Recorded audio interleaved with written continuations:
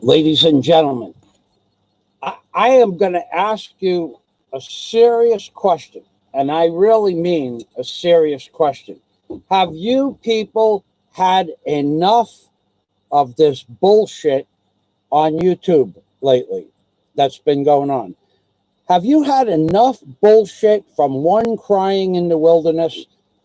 Did you see the hate-filled rant, or what I call a hate load, against a guy, and I'll call him a guy named Andy Omar, because that's his real name.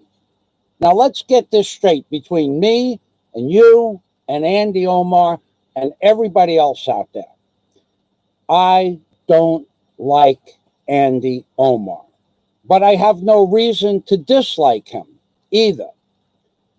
He's just another guy on YouTube doing what he wants to do. He has a completely different following. He has a completely different venue. He's going after a completely different set of subscribers, or targeting a completely different set of subscribers. But he has his agenda. I don't watch Andy Omar's videos. The few that I have watched, I don't enjoy, so I don't watch his videos. But to tell the world, to make a vile statement that because if it's true, and I don't know that it's true, if Andy Omar has HIV, if he does, to use that as a tool of some sort of vengeance because Andy Omar didn't commensurate the death of an animal on another person's channel, does that warrant the hate-filled, vile content that was posted yesterday? Does it warrant the hate-filled, vile content that's posted on a daily basis towards a dozen different vloggers? Okay, so here is the story, for the backstory for the people that don't know.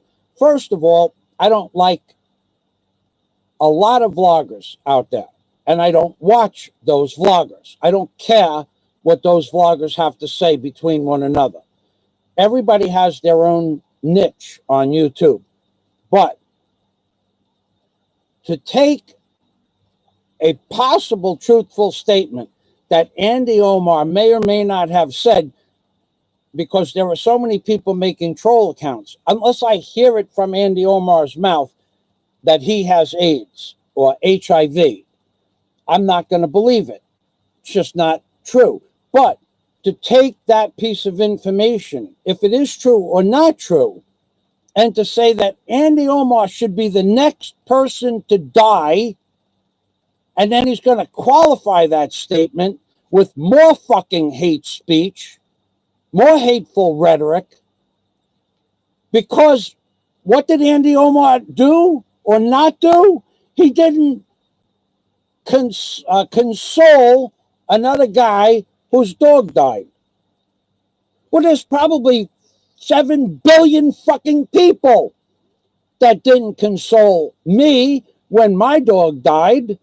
There's another 7 billion people didn't console Andy Omar. So why the fuck should anybody feel the right that somebody has to console them when their dog dies? It's a dog. They live, they die. We love them, they die, we cry. But who the fuck deserves to be attacked so viciously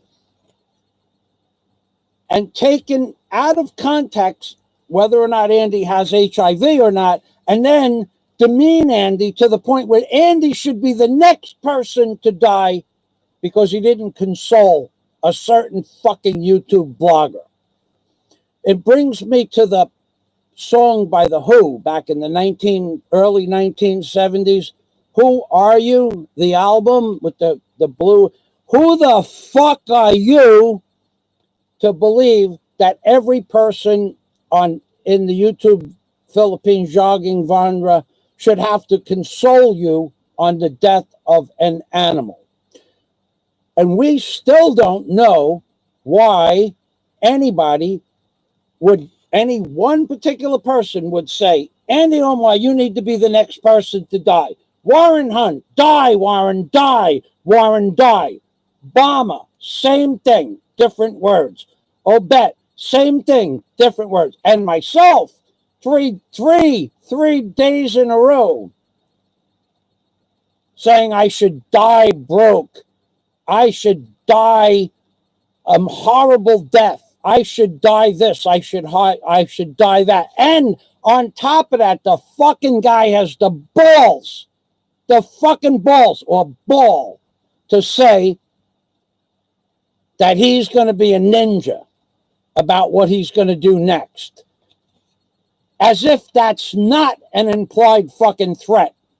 As if someone did that to him, it would be an implied threat. It would be the fucking end of the fucking world if someone implied that they were going to be a fucking ninja. Only he can be a fucking ninja because nobody consoled him on the death of his fucking dog. Maybe people had other things to do. I don't know.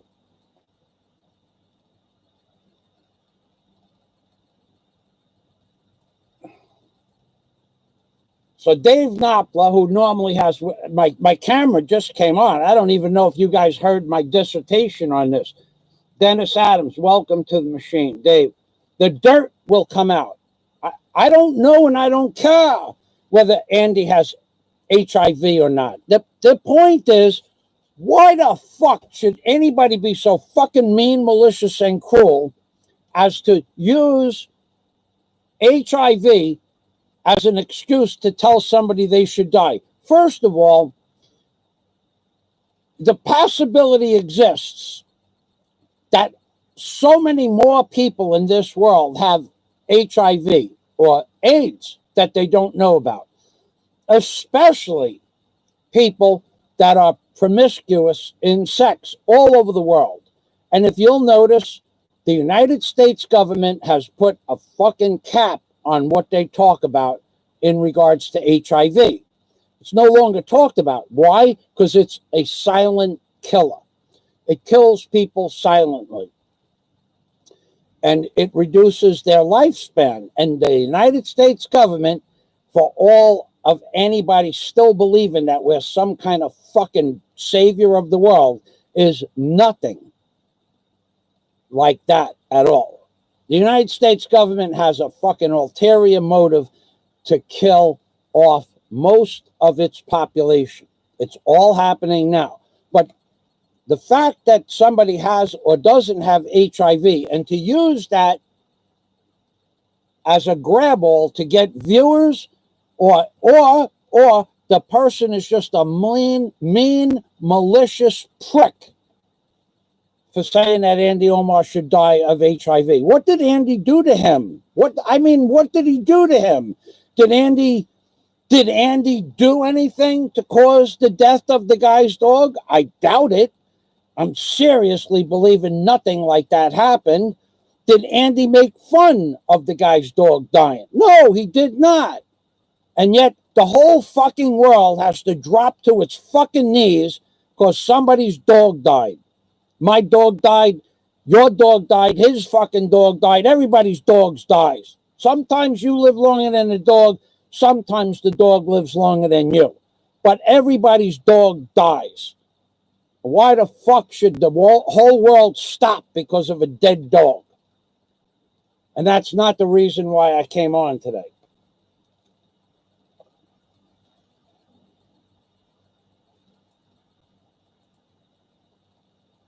Dave Knopfler says Rike will sue and win. I don't know anything about that. Well, I do know a little bit about it. I do know what Andy said a few months ago probably was not a good thing for Andy to say, but I'm not going to make a legal judgment on that. We're not talking about that, Dave. I don't understand why you're here. We're talking about a guy that says that Andy should die because he has HIV. Don't you have any fucking friends that had HIV that died? I do. Joey Puma, died of HIV back in the 80s and 90s. He was my friend, Mickey Horning, same thing, I believe. Lots of people die of HIV, but they were good people. I don't know a fucking thing about this. Dave, if you don't have anything else to say besides Dave and Enrique and fucking Andy, if you want to contribute something intelligent, please do so. Other than that, you're just going to get shit canned. I'm tired of hearing about Enrique and fucking Andy. We're talking about why somebody should fucking demean Andy to the point that he should die from fucking HIV. Who's next? You, Dave? Are you the fucking one that's next? Do you have HIV, Dave? One more comment of any bullshit, and I will shit can you from the show. You have something to add? Add it to fucking to the show. If you don't have anything to fucking add besides Enrique and fucking Andy, then get the fuck off the show. Right now, get the fuck off. I am so fucking tired of hearing this guy tell Warren he should die. Jack Thompson, you're next. Fazio, you're next. The island guy should die fucking broke. The island guy. Karma's gonna hit you. What the fuck? You want to talk about karma, motherfucker? Do you want to talk about karma? Let's talk about fucking Obama. Let's talk about fucking Obama. I made an offer yesterday of $15,000 fucking dollars for the winner of a fight, a legitimate fight in the ring between Obama and the guy who wants to put fucking Obama in the ground, basically. Take his fucking paycheck away from him, put him in fucking jail, get him deported. Make a deal. Make a fucking deal. Let's get the fucking Monty Hall thing going here today. Let's make a deal. I said $15,000 to the winner of a fight between Obama and the guy who wants fucking Obama out of the way. If you're following this, there's over 30 fucking videos of Obama this, Obama that, Obama this, Obama. Wasn't 29 fucking videos enough that you had to post another one today? I say, and we're going to add something to the fucking, to the wager. We're going all the way today. We're going to add the $15,000 to the winner of the fight between the Obama and the fucking Cebu Bruiser. The toughest motherfucker in the entire fucking world. The guy with the fucking moves. We're going to add $15,000 to the winner's purse. And then I'm going to tell you what Jack Thompson is going to do for the winner. $5,000 to the loser's purse in a legitimate ring with a legitimate ring announcer in a legitimate stadium. Warren Hunter's going to hire an entire fucking videotaping crew. Two caveats. You can't jump out of the fucking ring and take any money. Whereas I was going to allow you to jump out of the fucking ring if you would get in the ring and still go home with $5,000. This fight has to go the full fucking distance. Second caveat, that after you get in the ring, you can't leave it until somebody gets knocked out. No more 3-minute fucking rounds. 3-minute rounds until somebody gets fucking knocked out and wins. There won't be any point system. And the third fucking thing is we're going to add this to the purse. Jack Thompson is not going to like this, but we talked about it this morning. Jack Thompson is going to be at the side of the ring. He's going to be at the ring. Warren Hunt is going to fly Jack Thompson into Cebu for this fight. Put him in the fucking, all of you guys are going to go up in hotels. Warren's paying for everything. And whoever wins, Jack Thompson is going to tune him up right after the fucking bell rings in the final round. He's going to get in the ring on his fucking knees and he's going to tune up the winner. Now, Jack is not afraid of this because, let me tell you why Jack's not afraid of this. If the fucking Cebu Bruiser wins, and that's 100 to 1, he would get a tune-up by Jack Thompson. But Jack is not afraid of this. And why is Jack not afraid of tuning up the winner? Because he knows fucking if Bomber wins, Bomber's not going to want to tune up. So Jack got nothing to lose because Bomber would fucking put that guy down like a fucking ton of bricks. I'm saying 90 seconds. 90 seconds. That's how long I estimate the fight would last. But here's what you don't see. What you don't see is no matter how much money the purse is, no matter how much incentive you put towards a professional, legitimate fight in the ring, no matter how many times people say, I'll put this much money, we could probably get $30,000 for the purse if we started adding up the wages. No matter how much of an incentive you put there, what is the response? From Bomber, Bomber's all in. He got nothing to fucking lose. However, if the Bomber wins, all charges are dropped. You don't hear that. All you hear is that Fazio doesn't have $5,000. That's all you hear. You don't hear, I would do it if I thought Fazio had $5,000. I would do it if I thought Jack Thompson would tune me up if I win. I would do it if I thought Warren would not back out of the deal. I would do it. All of that shit's going to happen. Warren Hunt guaranteed me the money. I'll fucking handle the funds for Warren Hunt. I'll put the fight together. I'll get the fucking ring announcer. I'll get the bellman. I'll get the cut man. I'll get the doctor man. But you don't hear anything about the guy actually getting in the ring with Bomber and dropping the charges if Bomber wins.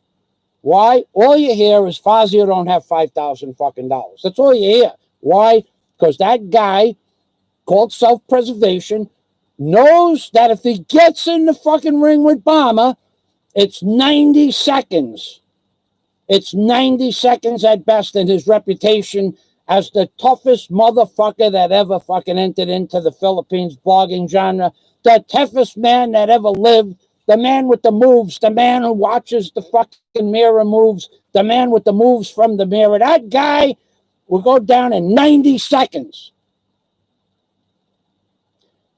And then we got to hear the implied, the ninja. I'm going to be a fucking ninja. Those are implied threats. Don't I have a long fucking memory and I can be a ninja? That's an implied threat. Not from me, from the other guy.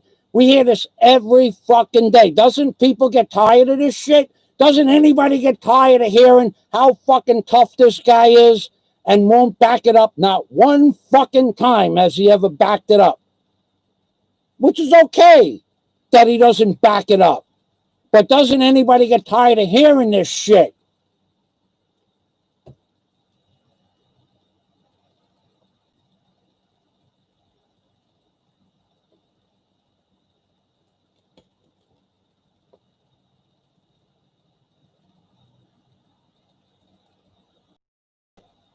I don't know who so you have cancer, Dave Knopfler. Well, I don't know that you have cancer. I don't know anything about you. I don't even know that you have a channel or anything like that. It's sad to hear that, Dave. Those are things that you can't have any control over. But with this fucking Andy and the other guy, Rike, this is a whole new fucking world that everybody is an expert on, and nobody knows a fucking thing about the truth at the end of the day. The truth is that it's just back and forth. Jack Thompson is live. Okay, Jack, I just put that fucking caveat up knowing that you wouldn't have to give Bomber a head, tune him up, because Bomber is a real fucking man. Bomber would win, and you would be over there saying, do I need to tune you up, Bomber? Bomber said, no, Jack, man, we're friends. The other guy, if the other guy won, he'd have you on your fucking knees begging for the fucking toss. Begging.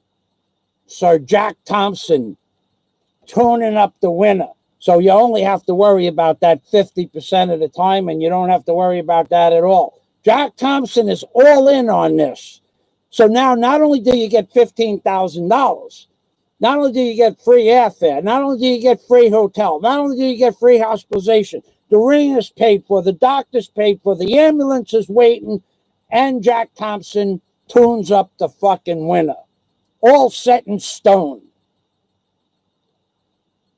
And we all know that one of the things that should happen within the next 4 years is my face, melted candle face and all, you motherfuckers. You all know that the melted candle face should have a place on Mount Rushmore. Every fucking one of you know that melted candle face should. Why do I hear this shit on YouTube? Why, when it was fucking possible, did I not hear this shit in real life? Have you ever heard the expression, they don't even like me, they never met me? Well, nobody ever met Donald Trump. Nobody ever met Joe Biden. Nobody ever met Kamala Harris. Nobody ever met Obama. Nobody ever met that piece of shit named Dave. Nobody ever met them, and everybody has an opinion whether or not they like them. But why is it only, nobody ever met me, they don't know that I'm a nice, who gives a fuck? Nobody likes you because of what you fucking portray on YouTube. Nobody likes Trump because he's going to push the jabba-dabba-doo on the world. You people missed my fucking point. Trump is just a new face of the New World Order. Nobody ever met Trump, but they can form an opinion. Nobody ever met Biden. They can form an opinion. Nobody ever met Jack Thompson. Jack Thompson is going to make a world appearance as the man who tunes up the winner between Obama and the Cebu brawler. He's going to go on there. He's going to have fucking, we'll get him some nice pink knee pads and a fucking diaper that he could wear around his neck in case the tune-up has to go into fucking full tune-up mode. Maybe he'll make it a double. Put a nice fucking bib on like Digger, put a little Digger, a little fucking Jack Thompson diaper on his fucking chin and get in there, and whoever wins, he offers them a fucking tune-up. A world-class tune-up by the Jack Thompson. That's right. Now, let's see. Scott Del Fuego's in the house. Thank you. I suck. Oh, yeah. See, Jack, see the comment? I suck. The champions. No time for losers. Jack Thompson is going to suck off the champion. This is true. He said it. It's in the chat window. He's going to suck off the champion while the musical group Queen plays We Suck the Champions in the background. I mean, we are the champions. He's going to be sucking off the champion while the musical...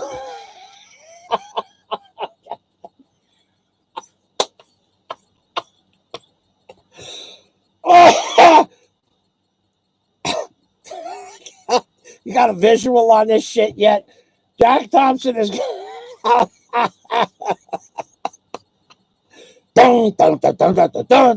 Jack Thompson with his little fucking bib on, little fucking diaper.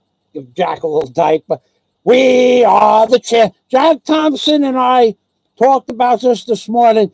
Jack Thompson confirmed he's never sucked off a loser. He only sucks off champions.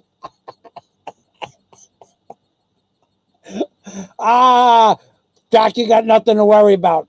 Obama is not going to accept your offer. Oh, my God. Jack Thompson said, Jack Thompson, what does that comment say? I can't read it. Jack Thompson says, I suck the champions. No time for losers. No, there's a song by Queen. I don't know the song. I remember. Jack Thompson says hello to Dennis. Dennis says hello to Jack Thompson. Scott Del Fuego's in the house. We know the subject is going to get tossed around like a ship on the violent ocean. I suck the champions. No time for losers. Scott Del Fuego says there are people that'll have tremendous sway and influence amongst others. Some people use this in an evil manner and to injure, control, or corrupt others. Some, such as Michael Fazio, use this gift in a way to add life and knowledge to mankind. He educates you people in an attempt to save you. I educate you people in an attempt to save you from the New World Order. He entertains and tries to make you laugh so you'll be happy. He fights daily, evil daily. Buenos noches, Senor Jack Thompson. Denouncing, mucho gusto, comrades. So what we're going to do now is I'm going to go to a video at the top of the page. I'm not kidding you. This is for real. We're going to move past some of the comedy. In a few minutes, we're going to go into names. Digger, when I leave the house, oh, this implied threat shit about the ninja stuff. Dude, all the implied threats, all the bullshit, all the fucking I'm going to do this and I'm going to do that that's occurred in the last 2 fucking years. Nobody gives a fuck about your ninja skills. Nobody. Nobody's changed their fucking lifestyle. You're not going to do anything, just as you said you would not do anything, because you are nothing but a fucking giant bag of hot air. That's you. All the shit. I have this is you. This is I have ninja skills. I'm not. Fuck you. Fuck you and your ninja skills. Fuck you and your implied threats. Fuck you and your tough guy bullshit. We have experienced first fucking hand that tough guy bullshit, which turned out to be a big, fat fucking zero. Fuck you and your ninja skills, in case you didn't get it the first 4 fucking times. Implying that every single person is going to be fucking karmed with your ninja skills, and implying threats, insinuating threats to everybody on fucking YouTube. Those are implied threats. You're the one that should be fucking prosecuted for those implied threats. If anybody ever listened to all your fucking rhetoric and all your bullshit and all your implied threats, and someone put together a stream of just implied threats and fucking karma and ninja shit, you would be being prosecuted. No one else. How many fucking videos is enough to intimidate, harass, and malign fucking Barry? You're the one who started this shit. You started it. You fucking endlessly and recklessly went after fucking Barry one day after the other, calling his girlfriend fucking monkey face. And then you said, oh, that's just my opinion. You're the one who started this shit. And he retaliated with a stupid statement. And now you want to destroy his entire fucking life, which is what you said your plans were. You are the one that might be, according to the rules of the universe, if there was such a thing as karmic justice, the same fucking week that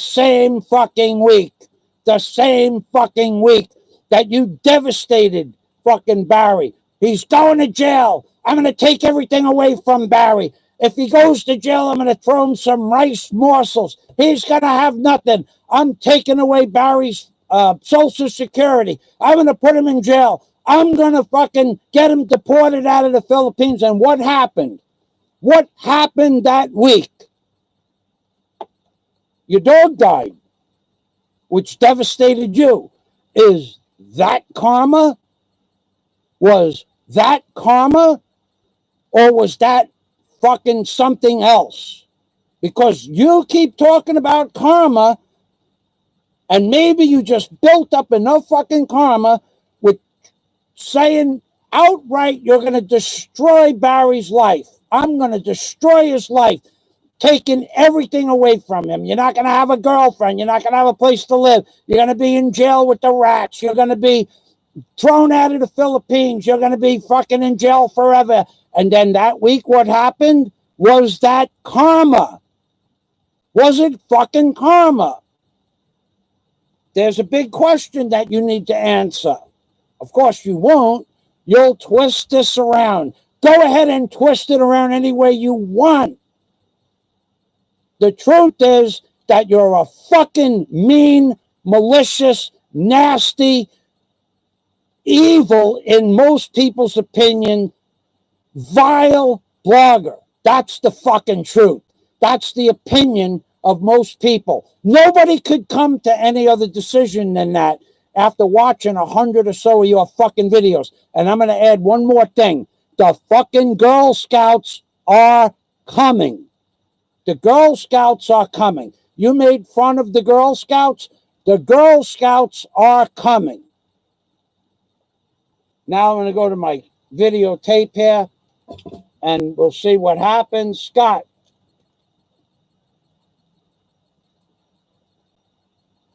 I'm completely speechless.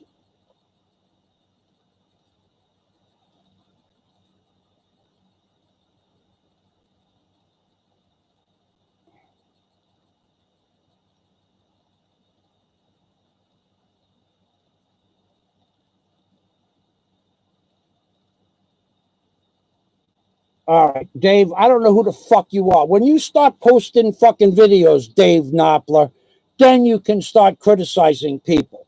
Do you have any videos that you want to post the links to so we can see who the fuck you are? Is that possible? Because you're going after my fucking friends, my subscribers, my personal friends through Skype, and in real life, you're going after them now? That they're sucking up to me. Maybe they just agree with me. Maybe they just agree with what I say, and they themselves can't do it because of their job description. Who the fuck are you exactly, Dave Knopfler? Another fucking troll? Do you exist in real life? Do you have anything to fucking add to the conversation? I'm being serious now. I don't know a fucking thing about you. You say you have cancer. Can you show us a certificate? Do I give a fuck about your cancer? Do you give a fuck about the injury on my foot? The answer to both of those questions are no. Dave Knopfler doesn't give a fuck about a compartmentalized bacteriological infection that I had on my fucking foot due to a welding rod spatter for 3 fucking years. Does Dave Knopfler care about that? Does Dave Knopfler have a fucking video up saying, I want to support Michael Fazio? Does Dave Knopfler know that I've gone to 5 different fucking doctors, gotten 5 different types of medications, 5 different types of applications for the medication? Does Dave Knopfler give a fuck about that? No. Dave Knopfler wants us to feel sorry because he says he has cancer. Maybe you do. Maybe you don't. I'm not going to say that you deserve it because I don't know a fucking thing about you. What I want to know about you is if you want to have a fucking say-so and you want to talk, criticize my friends on YouTube, I'm not going to let that shit happen. You got to come on, put a fucking video with your fucking face on it, say what you said in the comment section. Say it like a fucking man. Say it loud and proud with your real fucking name. Or go someplace else. Find somebody that cares. Because I know goddamn well Dave Knopfler doesn't care about the infection on my right foot. Even though I've had 100 wounds on my left foot, my arms, my shoulders, my back, 100 that have healed up instantly or normally, and my right foot. Does Dave Knopfler give a fuck about that? Does anybody else I hear, I don't have flesh-eating bacteria. I have something inside the fucking skin that came out of a welding rod. Daisy still has the same problem. 4 fucking years. 3.5 years. Fuck you, Dave Knopfler. We don't care about you. You don't care about me. You come out of fucking nowhere. Fuck you, okay? Now, you want to put a video up with your face, your name, where you live, what your fucking job description is, and say, let me take up a fund. How much fucking money have I spent on hospital bills for this? A lot. Do I complain about it? Never. I've tried every fucking treatment. When I went to New York, in 2 months it healed up. I ate sugar. I ate salt. I ate pizza. I ate cheese. I ate salami. Nothing didn't I fucking eat in New York, and in 2 months it healed up. I come back to the Philippines, and it reappears. It's something in the fucking food here. Dave Knopfler, go out and do a fucking survey. What's in the food in the Philippines? Then we'll give a fuck about Dave Knopfler. Until then, I personally don't care about Dave Knopfler, but you're not coming on and abusing my subscriber base. It ain't going to happen.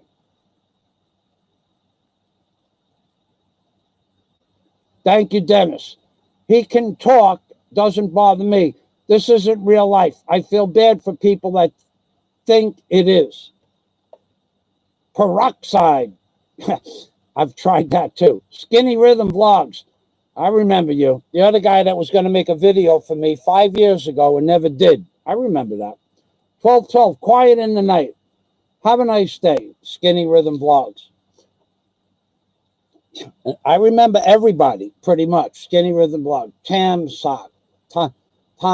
You mean Tom Boke? Is that what you mean? I remember you precisely. I made videos for you to get your channel going, and you were going to make a video for me with music, and you never did. So I'm not going to pay much attention to you at all. Now, going back into my notes. Let me get to my notes, because I didn't really get in much to my notes. Why attack Andy Omar? Why does Andy Omar deserve to die? Because he didn't commiserate or console you on the death of your dog? Neither did 7 billion other people. Send this. Send it out. I know you're going to send it out. You're going to send it out and say Fazio's crazy. If they ever listen to your fucking worthless diatribes, all fucking 1,300 worthless fucking diatribes of fucking pure hate loads, if they were ever subject to that, like the Girl Scouts have been, then they'd all come to the same conclusion as the Girl Scouts have come to. And the Girl Scouts are coming. The list increases daily. Warren Hunt should die. Obama should die. The island guy should die on a live stream and die broke. Obet the brown American expat should die. Dave should die. You might have a point there. After calling the authorities to take all from Obama, he might be generous and throw Obama some rice crumbs. Whilst Obama is in jail begging for food, I might throw you some crumbs. I'm going to take away Obama's income. I'm going to take away Obama's girlfriend. I'm going to take it all away from you, Obama. And then the catastrophe strikes. A man's animal dies. The same week of the promises to remove all from Obama, to destroy Obama, the man's animal dies. And the whole fucking world has to fucking be in remorse for the death of an animal that no one really knew much about. Andy Omar had an animal that died. I wouldn't give a fuck about Andy Omar's dog. Andy Omar didn't give a fuck about my dog that died back in 1995. Not retribution, not retroactive. Nobody gave a fuck about my dog when he died. I did. But I didn't fucking go around cursing at people because they didn't know my dog. I had a good dog. My dog swam. My dog protected the house. My dog would run miles. My dog would swim miles. My dog would follow my boat. My dog would go water skiing with me. My dog would go everywhere I went. My dog was on my barge. My dog was traveled with me. My dog went to Pennsylvania. My dog went to Florida. My dog was in New Mexico. My dog was in Arizona. My dog was in Las Vegas. My dog was in California. My dog was in almost every fucking part of New York and Long Island. My dog was a dog, a man's dog, so to speak. Now, because your dog died, does that make your dog more important than my dog? No, it's a dog. It dies. Dogs appear. Dogs disappear. And talking about dogs, we have to go over some fucking names because Digger wants a fucking pet. Tune in and see the winner of the fight. That's right. We got that. Sung to the tune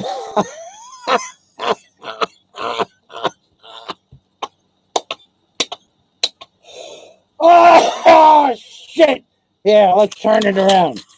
Sung to the tune of We Suck the Champions by Queers and Steers or Us. Holy shit. Holy shit. Holy shit. This is Jack Thompson's contribution. What really Jack wants is a free trip to the Philippines because he knows who's going to win. He knows that Obama's going to turn down a fucking tune-up, be Jack's first tune-up. So not only would it be a tune-up, it'd be Jack's virgin tune-up on live. God damn. Jack, that thought in my head. Standing there tuning the guy up with a Milwaukee hammer drill in one hand and a Milwaukee sawzall in the other. Oh, we are the champions. Oh, yeah, the fucking toss king of Cebu. So people want to see this shit. Now, here's what's going to happen. Going to the authorities, taking that video. You guys fucking crazy.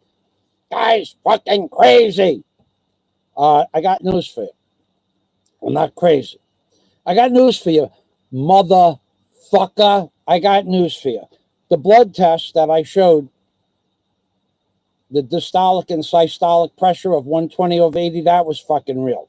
I got news for you, motherfucker. I went to the distribution of foods for the poor people of Bohol as a courtesy to the people that were filling up the bags, and as a courtesy to the person who donated 7 tons of food for the poor people of Bohol. I did not go there, you fucking lowlife lying motherfucker. I did not go there to get a bag of free food. Now you can call up the people in charge of the stadium. I'll find out the telephone number. You can call them up and ask them if I asked for free food, or you could call them up and ask them, was Michael Fazio just making a video? So to put that shit on YouTube as I was stealing food from the poor, that just makes you a bigger lying scumbag than you were the day before. Bring that to the fucking authorities. Bring it to the fucking authorities. Go ahead and bring it to the authorities with no fucking proof, with no justification, with nothing backing up a single fucking word that you say. You said Michael Fazio was trying to steal food from the poor in the Philippines. That makes you a lying scumbag. A lying scumbag. A fucking total fucking fraud. To say that Michael Fazio could have ordered a computer from the ICM mall. I gave you the fucking phone numbers yesterday. Call up Thinking Tools. Ask for the manager, Grace, and ask if I've been coming in there for 9 months to buy a computer with the money. Go ahead and do it. That makes you a lying scumbag for saying that I stole people's money. I have been trying to buy a computer, but you don't get it. You have to fucking portray yourself as the dumbest motherfucker on YouTube. You have to do that. That's your fucking forte. I'm going to be the dumbest, biggest lying scumbag on YouTube, and I'm going to fucking prove it every day I make a video. Like yesterday I made a video. Andy Omar, you should die. Why should Andy Omar die? Why? Why should he die? Why do you say that? Because he didn't console you on the death of your dog? Is that are you fucking serious? Do you think you could justify that in a fucking court of law? I don't think you could do it. I don't think it for a fucking second. Jack wants to talk about the Digger 3. That's a good topic. We got to go into Digger 3. Digger, everybody knows who Digger is. Everybody knows what Digger does. Digger digs. He works on the bottom of the top of the flat earth and he digs holes. But recently, I've been doing a lot of swimming, exercising, and actually been going to a lot of parties because it's fucking Christmas time. And Digger, when I came home the other day, Digger was out in the yard digging and digging and digging and digging and digging. I had to drag Digger out of the fucking hole by the chains. That's why we put fucking chains on Digger, so that I could back him out of the fucking hole. Because now, what the problem is Digger is on the top of the bottom of the flat earth, right? So Digger's digging. I want you to get a visual on this. Digger's digging, and he's digging, and he's digging. Let's make Digger. All right, we'll put Digger. Here's the deal. This is the top of the bottom of the flat earth, and this is ground level zero right here, ground level zero. And Digger's digging, right? And he's a digging and a digging and a digging, and he's digging. You could see the spoon. That's a digging. He's a digging and he's a digging and he's a digging. But what's happening is, as Digger's digging, he's throwing the dirt up into the air, into the atmosphere, right? And eventually Digger digs down to a point where the dirt don't go up high enough, and it starts to back up on Digger. And then all you could see at that point, when that happens, is all you could see is Digger's little feet with the emergency lights. The bottom of the flat earth, anti-gravity boots double as emergency lights, right? And you could see, Digger, when you walk by, you could see the fucking lights flashing on and off. Get me out of here, Dad. Dad, get me the fuck out of here. So I could hear, and I hear the dirt rumbling around on Digger's feet and knees. And then what do? I go out and I grab Digger by the chains, which is different than grabbing Digger by the balls. And I pull Digger up like this, out of the fucking dirt. Out of the dirt, Digger. Get the fuck out of the dirt. Now, why do I want Digger to have a fucking pet? Well, let me tell you. This way, if Digger was digging, he'd have somebody to dig with. It'd be a companionship, like a man and his animal. Like my dog was my companion for 17 fucking years. 17 years, he was never sick a day in his life. And then he got sick, and I put him down that same day. 17, he couldn't walk, he couldn't see. I had a bridle that I made for him. I used to drag him around like a fucking suitcase, but he knew who I was. But the day he got sick, I put him down.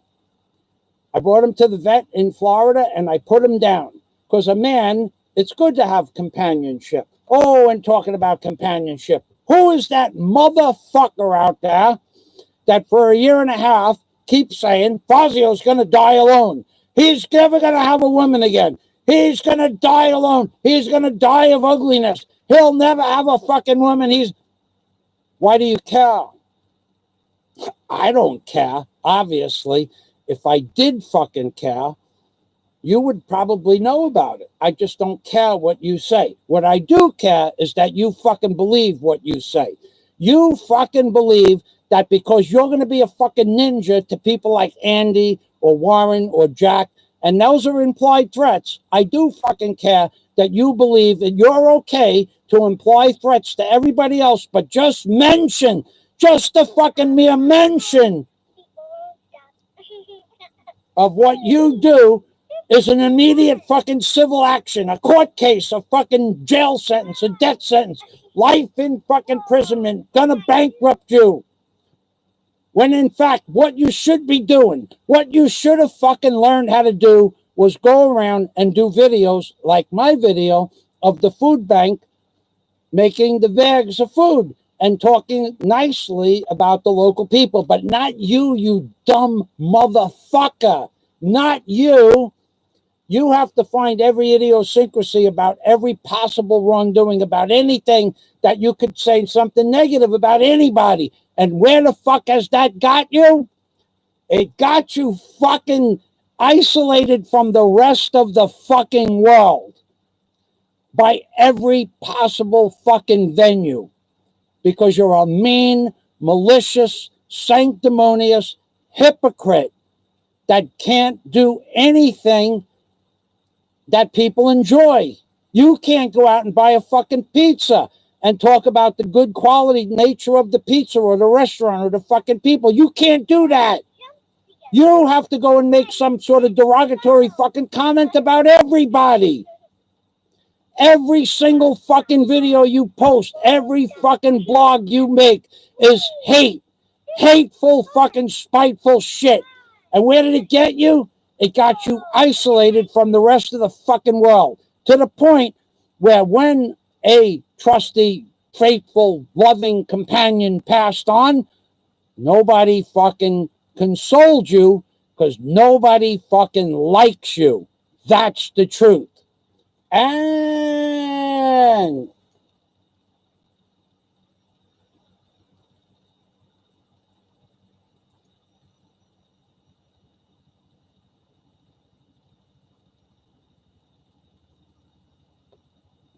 Dave Knopfler, go fuck yourself until you post videos of who you are with your real fucking name. I don't give a fuck what you think.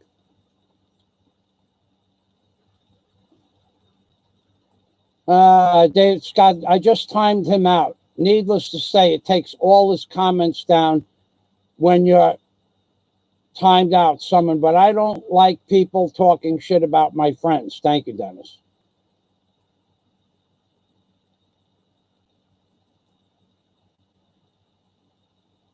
I don't know who the fuck you are. What we need to get, Dave, gotta tell you, take a fucking walk, all right, Dave? Now, I don't care whether you take a fucking long walk off a short pier or a short walk off a short fucking pier, but take that fucking walk. Okay, you fucking asshole, you broke the rules. There you go. Adios, AMF. Adios, motherfucker. Piece of shit, Dave Knopfler, whoever you fucking were. You know the fucking rules. You broke the fucking rules. Piece of shit. I should have stuck with, you don't have a fucking channel, you don't have videos, you don't fucking get the post.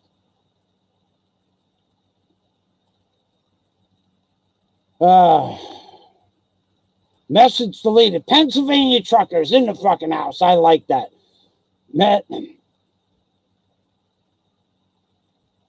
Michael Fazio is one of the most generous men I've had the pleasure of knowing. So Michael Fazio and Jack's talking about generosity, where I make Jack laugh for hours and hours. We laugh about everything. We fucking laugh about shit that other people couldn't even comprehend about laughing about. I am generous with my laughter. Thank you.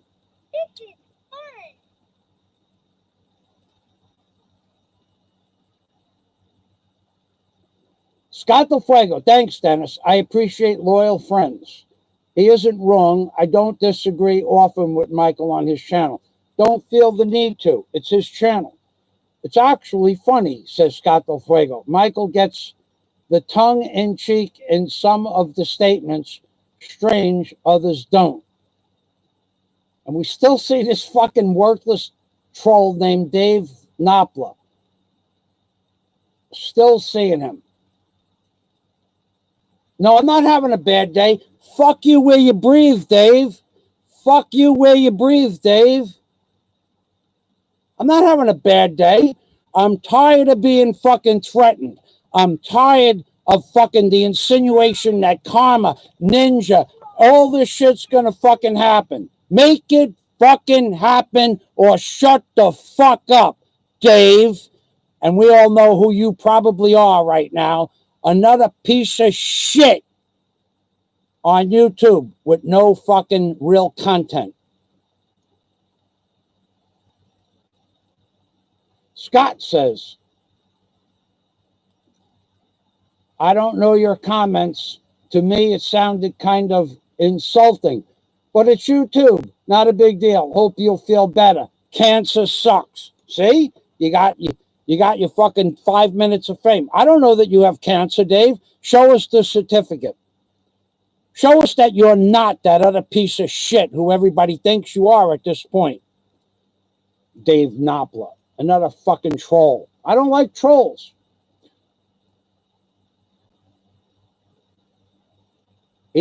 Jack Thompson says he peeks behind his curtains. And Dave Knopfler is still making comments that nobody can see because Dave Knopfler is a piece of shit that doesn't know when to quit. Bobby Thing, you're the best, Fazio. Not a troll. I can taste it. It's a troll. Thanks, Bobby King. Bobby Thing. So let me go back to my notes. You people think I'm fucking pissed off? I'm not pissed off. Me and Jack laughed for 2 hours. 2 fucking hours we laughed about the notes for this upcoming video. But we also agree that there's a fucking guy out there that doesn't know when to fucking quit with the threats, the implied, the insinuations. And fucking Dave Knopfler. Dave Knopfler, get on your fucking knees and go suck that guy's cock. Please. That's what I'm asking you. Please, I'm not demanding it. I think you'd enjoy it. I think Dave Knopfler should get on his fucking knees, crawl over to the fucking place wherever that guy is, and suck his cock on YouTube. That's what I think. Dave Knopfler, cocksucker of the fucking world. Champion cocksucker. Because we don't know who you are, Dave. So for right now, you're just a worthless troll on YouTube. Now, I'm not demanding that you suck his cock. I'm thinking that you should do it to find out how much you'll enjoy it. How much you'll enjoy it. Like 9 out of 10, 8 out of 10, 7 out of 10 on the fucking cocksucker chart. I'm not mad, Dave. I'm fucking tired of people fucking threatening other people on YouTube. I'm not fucking mad. I'm tired of some fucking shit dealer like Dave Knopfler coming on with no videos, no real content, and then fucking throwing names around when those fucking things are against the fucking rules. You're a dirtbag, fucking Dave, in my opinion. Hell of a day today, says Mark, Marvelous Mark, King of the Dark. Thank you. So let's move on to the comment. What I have.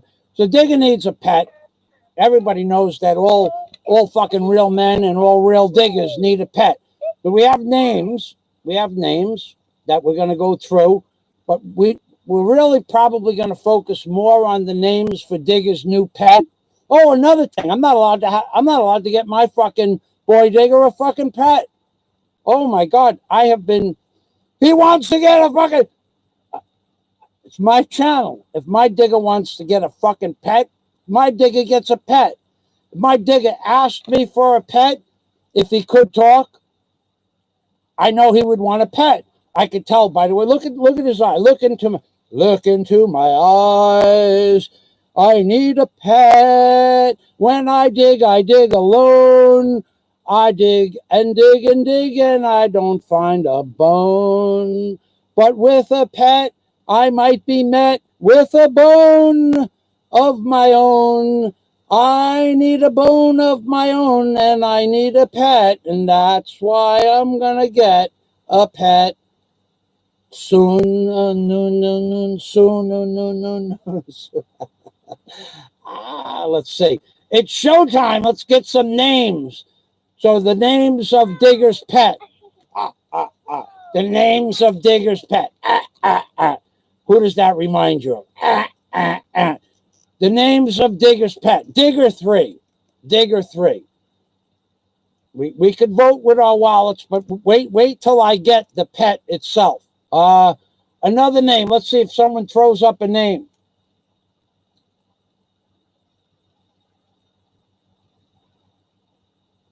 Go fuck yourself, Dave. Go fuck yourself where you breathe. I never said Andy Omar has AIDS. I said if he does. Somebody go to Dave fucking Knopfler's channel, you piece of worthless shit, in my opinion. I never said Andy has AIDS. I said if it's true, who has the right to say that he should die from AIDS? You fucking lowlife scumbag piece of shit, Dave Knopfler. I'm going to your fucking channel, and I'm going to shit can you permanently. Hold on, folks. Let's see if we can find a Dave Knopfler channel. I'll just go there and shit can this piece of fucking garbage so we can't make wild accusations that aren't true. Hold on. We'll find out if he has a channel or doesn't have a channel momentarily. What a piece of shit. Now I know I know who you are, and I know why you are. You're here so that you can get fucking names that don't belong on my fucking live stream, so you can flag it, you fucking low-life scumbag, Dave Napler, in my opinion. So let's go to his channel. I'm going to show you if yeah. Dave Napler, you got 63 fucking subscribers. Oh, yeah. Let's see if that's the same Dave Napler. Yes, it is, Dave Napler. We are about to officially shit can Dave Napler. This is how it's done, folks. Dave Napler feels the fucking need to mention people's fucking names so he can later flag the channel. Dave Napler, look at the piece of shit icon, in my opinion. This is a piece of shit. A happy face on a piece of shit in a skin suit. Dave Napler, 63 subscribers. Here's how it's done. No videos. No content on this channel. Videos, no videos. Playlists, no videos. Channels, no fucking channels. Discussion, nothing on his fucking discussion page. Nothing at all. Nothing at all. And here's how you shit can somebody like Dave Napler. You go to his about page, press that button. What you're going to see is a flag. It says report user. Click the flag. At the top, it's going to say block user, submit. And now we don't have to worry about that piece of shit troll, Dave Napler, who doesn't have any real content, saying people's names or channel names or making false accusations. Fuck you where you breathe, Dave Napler. That's what I think about you. Fucking piece of shit. You think you're going to come on people's channels and throw fucking names around and then you'll flag the channel later on because you're a piece of shit. That's what you are. And we're going to go back to the live stream and we're going to see Dave Napler is fucking officially gone. Absolutely gone. You fucking lying piece of shit. Hello, Michael. Graham. Oh, Graham is in the house. Graham, I see you everywhere. Graham has always been, I think, a relatively intelligent vlogger with comments. And he likes to move around different people's channels. He goes to different people's channels and makes comments here in a while. Dave Napler is gone. Dennis says Dave Napler is gone. Pennsylvania trucker. Hello, Graham. See, everybody likes Graham. I like Graham. PA trucker likes Graham. Digger's name should be called Dirty Collar. Dirty Collar. Well, we'll put Dirty Collar down on the fucking names. It wasn't there before, but it's there now. Dirty Collar. Dirty Collar. And does anybody else have a name that they want to name Digger's pet? And what kind of pet should we get for Digger? Digger 2 needs a pet. Should it be Digger 3? Should it be Dirty Collar? Should it be something else? Ladies and gentlemen, voice your opinions here on the fucking Michael Fazio. Fucking vote for the name of Digger 2's pet. Dennis shit canned him. In the words of Hawk Harrelson, he's gone. I shit canned him also. Thank you, Dennis. That's how you do it. For my wrenches, that's how you block somebody. Dave, my lunch is cooking and it smells wonderful. Chicken breast stuffed with real cheese and nasi goreng. I'm not real sure what that is. Probably some sort of a green, like a green leaf vegetable. Sounds good. Thanks for sharing. Graham and PA Trucker. I got off YouTube for a while. Streamlabs was always messing for me. I was just recently downloaded StreamYard. So now I started doing videos every day again. All right, so listen, everybody, PA Trucker.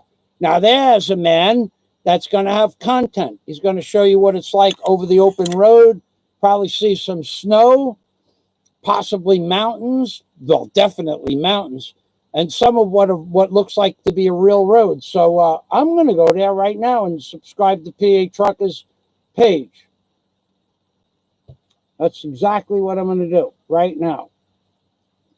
I'm going to open up a video page. I'm going to put PA Trucker in the search box up at the top. PA Trucker, Pennsylvania Trucker. I'm going to search that. And there he is, PA Trucker, 263 subscribers. Let me get his link. Yeah, baby, there is snow. There's traveling through the state of New Mexico.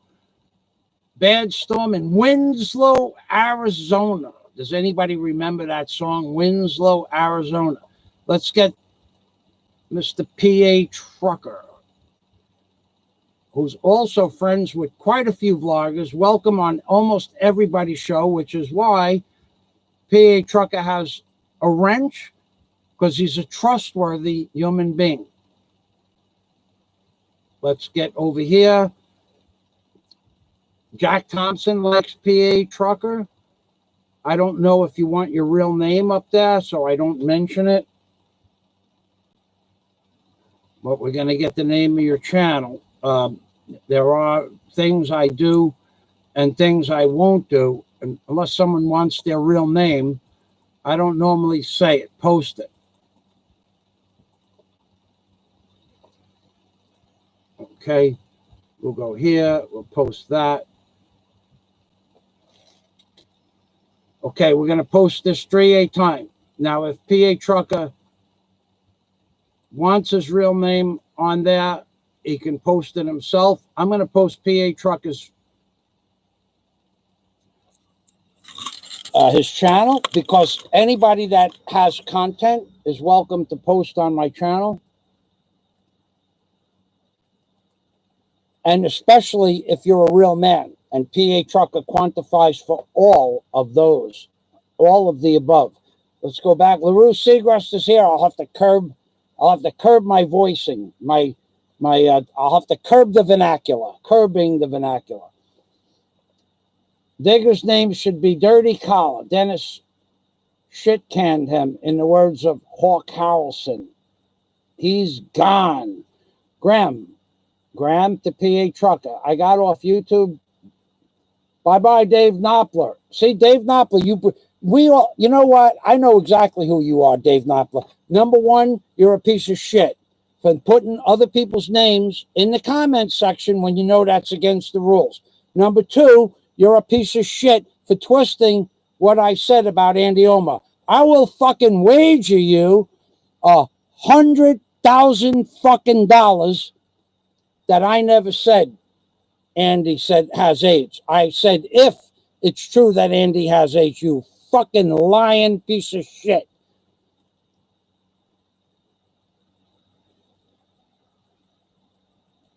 Thank you, Michael. Patrick Barker. Man, I just got here. What the heck did I miss? Not much, Patrick. Patrick Barker has a channel. Patrick Barker lives in Nebraska, if I remember correctly, and put up a video this morning that it snowed in Nebraska. So what I say to Patrick Barker's video with snow in the show, Nebraska is where they keep the snow today.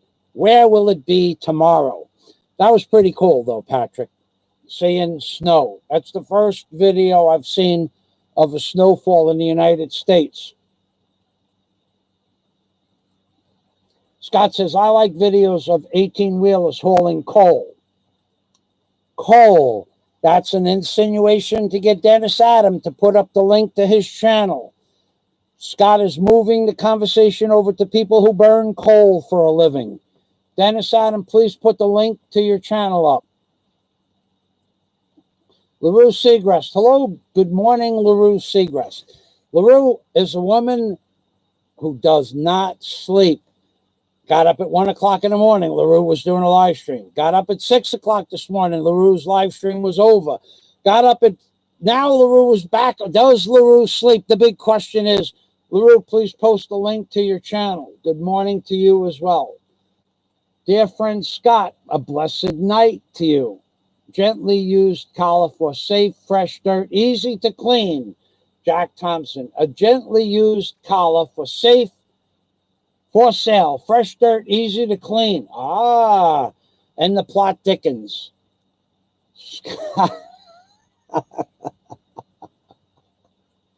Ah, that was fucking cold. Now I get it. That's bad, Jack Thompson. But I can't wait. I hope the motherfucking Cebu brother wins and you have to tune him up in front of fucking the mainstream media. Scott Del Fuego, I seen a delivery of coal with an 18-wheeler. That was a huge amount of coal. Dumped it into a huge blue tarp on the ground. Wow, that must have put some strain on that tarpaulin. LaRue, Scott says, LaRue, the live stream needs a little love. It's my buddy. It's my buddy. Everybody's buddy is LaRue. All right, we got Jack. We have PA Truckers link up there. If you're not subscribed, LaRue, please post the link to your channel as well. And if Princess comes, your channel as well. Dennis, you're welcome to post the link. I can't wait to get my new computer so I could do StreamYards. I could have guests. Fucking lying scumbag telling people I stole their money. What a lying motherfucker. Jack and LaRue are saying hello. LaRue and Jack are saying hello. Dearest friend, Dennis, PA Trucker, do you ever make runs on Interstate 78 past Hamburg, Pennsylvania? That is where I am located. Those guys can hook up. That would be pretty cool. That would probably be a good hookup. No time for losers. Jack is all in on tuning up the winner because he knows that he won't have to go through with it. It's a fucking fraud. Jack is being fraudulent. He wants to, he knows that fucking Cebu fucking brawler would go down in 90 seconds. He knows that. And again, that I've made it so clear that Warren will back up anything I say in regards to a legitimate fight in a legitimate ring in a legitimate venue in Cebu. Everybody gets flown to the event. Everybody's hotel room is paid for by Warren Hunt. Everybody gets a ticket, front row seat ticket to the fucking event. The ring is paid for. The ring announcer is paid for. The ring doctor is paid for. The ambulance is paid for. The hospital room is paid for in advance. And the fight takes place. Winner gets $15,000 minimum. $5,000 to the loser minimum. And the winner gets a fucking tune-up by Jack Thompson. Whilst the song is playing, We Suck the Champions by Queen in the background. That's right, baby. Jack, it was Jack's idea. Don't fucking look at me. It wasn't my idea. Me, I would never think of something like that. Dennis, thanks for posting the link to your channel.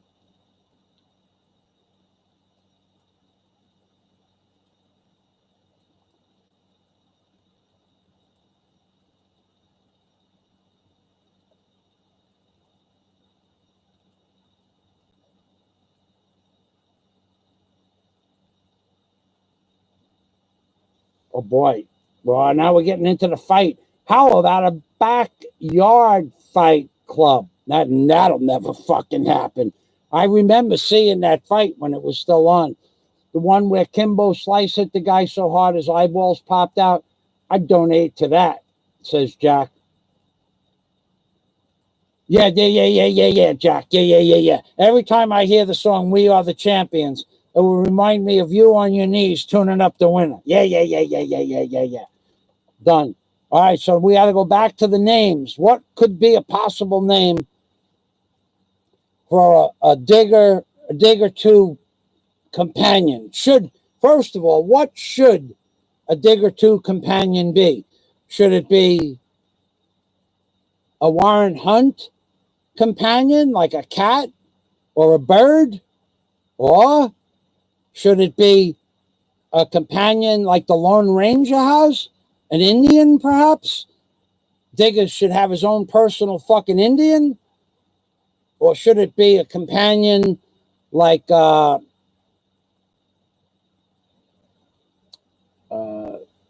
General Patton had? A Colt 45, I think it was. What should be Digger 2's companion? Let's try to get that out of the way, and then we'll think of some names for Digger 2. This is too much inside baseball. Jack Thompson on his knees. I'm not buying it. No. No. This is true. Jack and I went through these notes this morning for 2 hours. We went through the notes. What would get people's attention? How could we draw people to the fight? And we had to throw in more than just a monetary incentive. We had to throw in some crazy, bizarre thing that probably won't ever happen. Knowing that it'll never happen, Jack got nothing to lose. Nothing at all. Because Bomber wouldn't take a tune-up, and the other guy ain't going to win. So Jack got nothing to lose except a little bit of nothing at all. Nothing to lose. What kind of animal should Digger 2 have as a pet? Remembering Digger 2 is a digger. Now, we also have to talk about how to Digger, when Digger leaves, where he goes when he leaves. He goes to the bottom of the flat earth, because everybody knows the bottom of the flat earth is just the bottom of the top of the flat earth, and the earth is flat. Everybody knows this.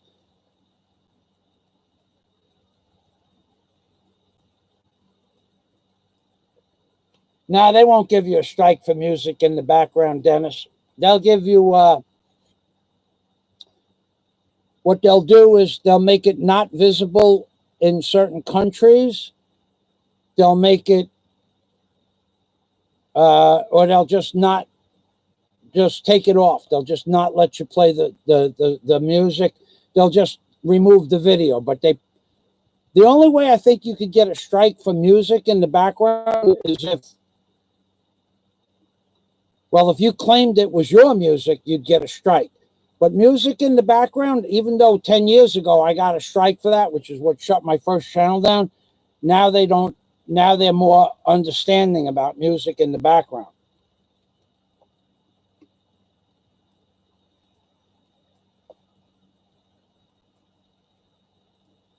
Digger should be named Warren Down Under. Digger's companion, Warren Down Under. I don't know about that. Scott, maybe Digger, it would be like his companion to be a beagle named Bar Girl. All right, we could put that into the notes. I'll copy that down. Let's get the names on there. We got other names. We have other names, but I don't want to show you those names just yet. I want to show you those names after we get to find out what type of fucking companion Digger's going to get. Scott says maybe Digger would like his companion to be a beagle named Bar Girl. Possible. We'll have to ask Digger. Maybe we could even get, maybe we could get some more input from that other motherfucker that owes me 4 fucking blocks of cheese and 4 salamis. Where's my fucking salami, Pissport TV? And where's my thing with the ball bearings that goes like this and that? Where is that? And I saw you trying to bang a pot, make a lot. Didn't work for you, did it? Gotta bang a pot to make a lot. You gotta know how to bang a pot to make a lot. And you are not able to bang a pot, make a lot. You gotta have talent. You gotta have rhythm. That's right. Now, the other names, I can't put the other names up because we don't know what kind of pet it is yet. Dirty Collar. That's the second time somebody said Dirty Collar. Can you get past Dirty Collar?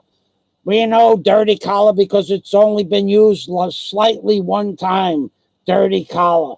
We'll put Dirty Collar in there again. We got Dirty Collar. Where is it over here? Dirty Collar. Look, see? Dirty Collar is right next to fucking the biscuit.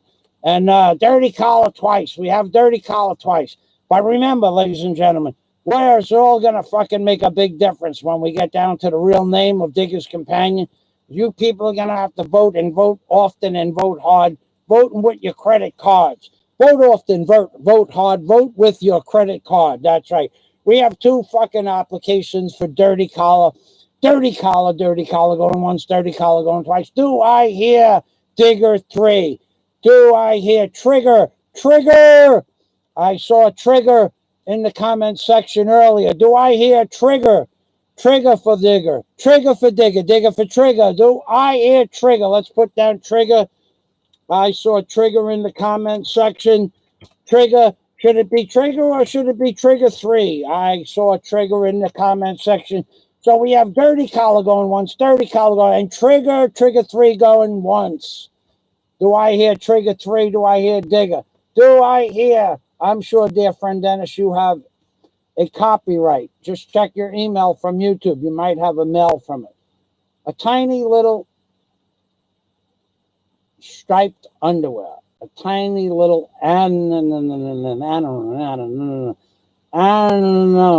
named striped underwear.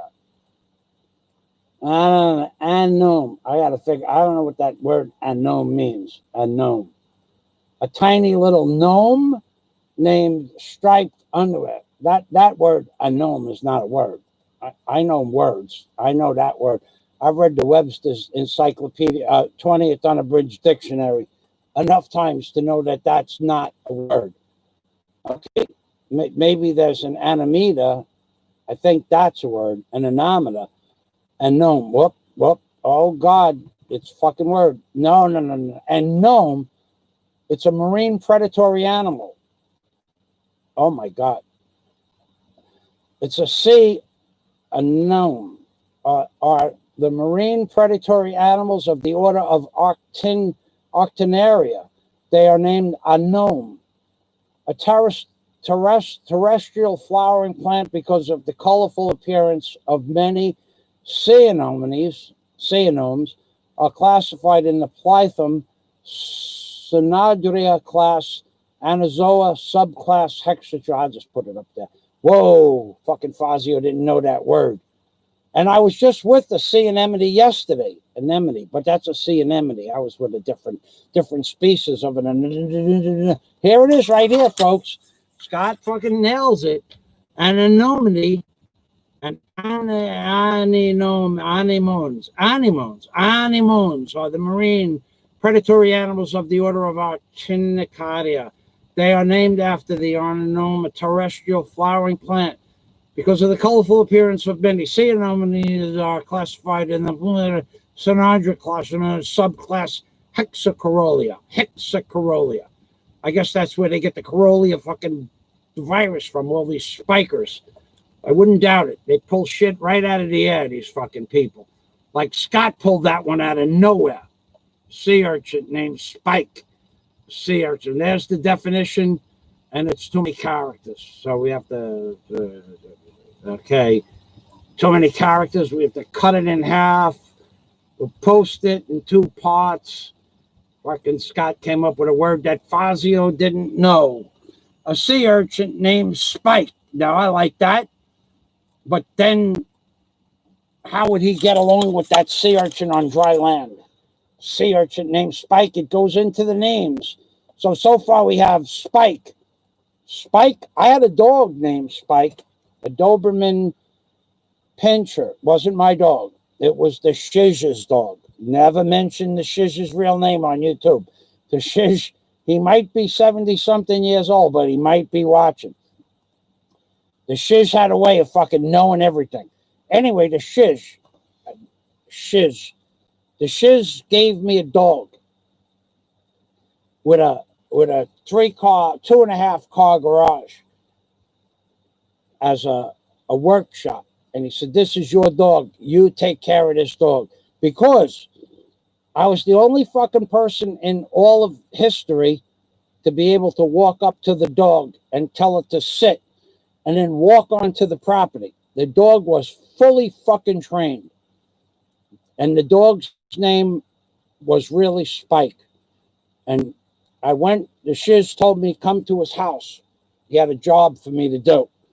And I came to his fucking house, and the shiz was notorious for not being someplace and being someplace else and watching to see if you came to the place.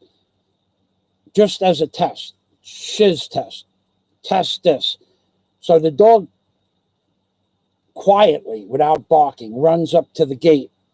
And he's sitting there like that. And I'm going, sit, heel. And he fucking sat down and he heeled. And with that, I opened up the gate and I walked past the dog and I put my hand down to the left, heel. And he heeled. And he walked me down to my shop, my future shop. And the shiz looked at me and said, how did you get in here with that dog?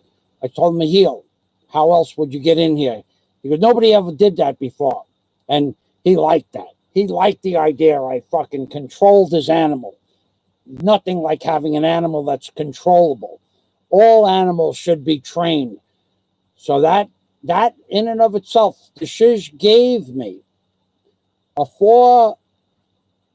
2-bedroom, 4 other rooms, 6-room apartment. New stove, new curtains, new rug, new refrigerator, everything new. No microwave, but a new stove.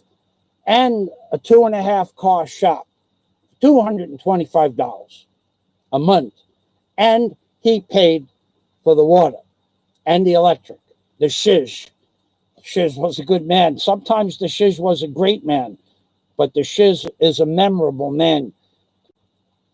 Shiz, if you're out there and you ever see any of my crazy videos, I know, just like that other fucking asshole fat slob, I know you had a soft spot in your heart for me.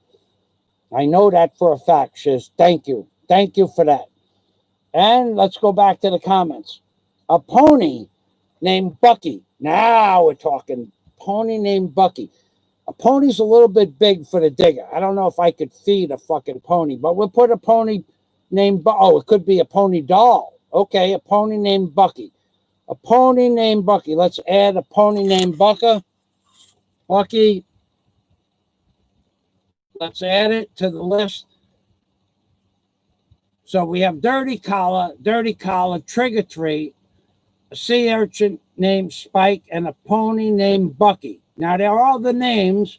There are other names that people sent in a couple of days ago on privately. I don't know that I should say those names until I actually get it. So far, the digger's companion should be a pony named Bucky,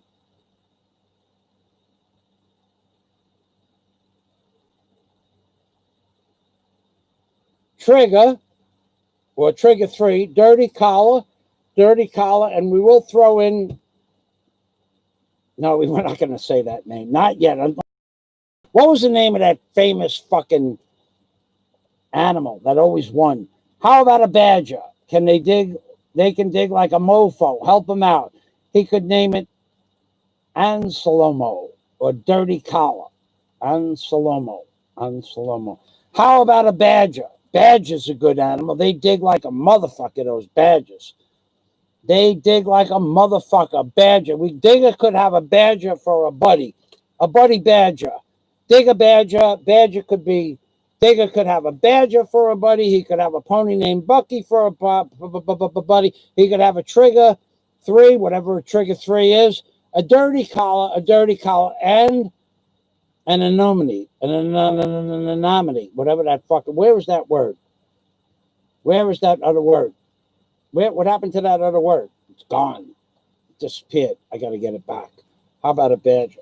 Say anomaly. What happened to that fucking word? Oh, here it is. Up here. I forgot to have an anomaly. Anomalies. Oh my God. So here is. Look at this. Look at this. Look at this. Look at this. Look at this, the hexacorolla. Look at this, the corolla. A corolla is the surface of like the sun, the corolla, the light corolla. And this is what they keep portraying everything as with that, the jabba dabba doo. I guess that word corolla in science has a lot to do with, There are names that appeared there that are not ready to be pairing yet. Those names were sent in yesterday by people that said that they had names for them. They had names, but they're not here. So I can't give them the credit for sending in the names. But you know who they are. I know who they are. They know who I am. But I can't give them credit for the name. So see anemones. See anemones. Anemones. We'll just post that as a colorful anemones. See anemones. All right, that's Scott Del Fuego gives us 3 names. Is anybody else going to take a guess? Take a stab at this?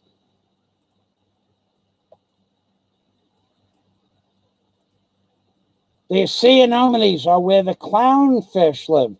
They're immune to stings and eat the leftovers. I was just attacked viciously by a clownfish. Not yesterday, 2 days ago. That son of a bitch.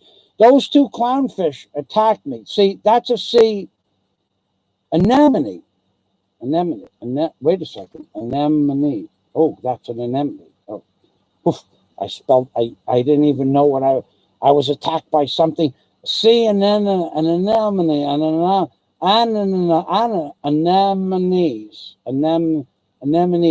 Sea anemones. Sea anemones. Now it's all beginning to make sense.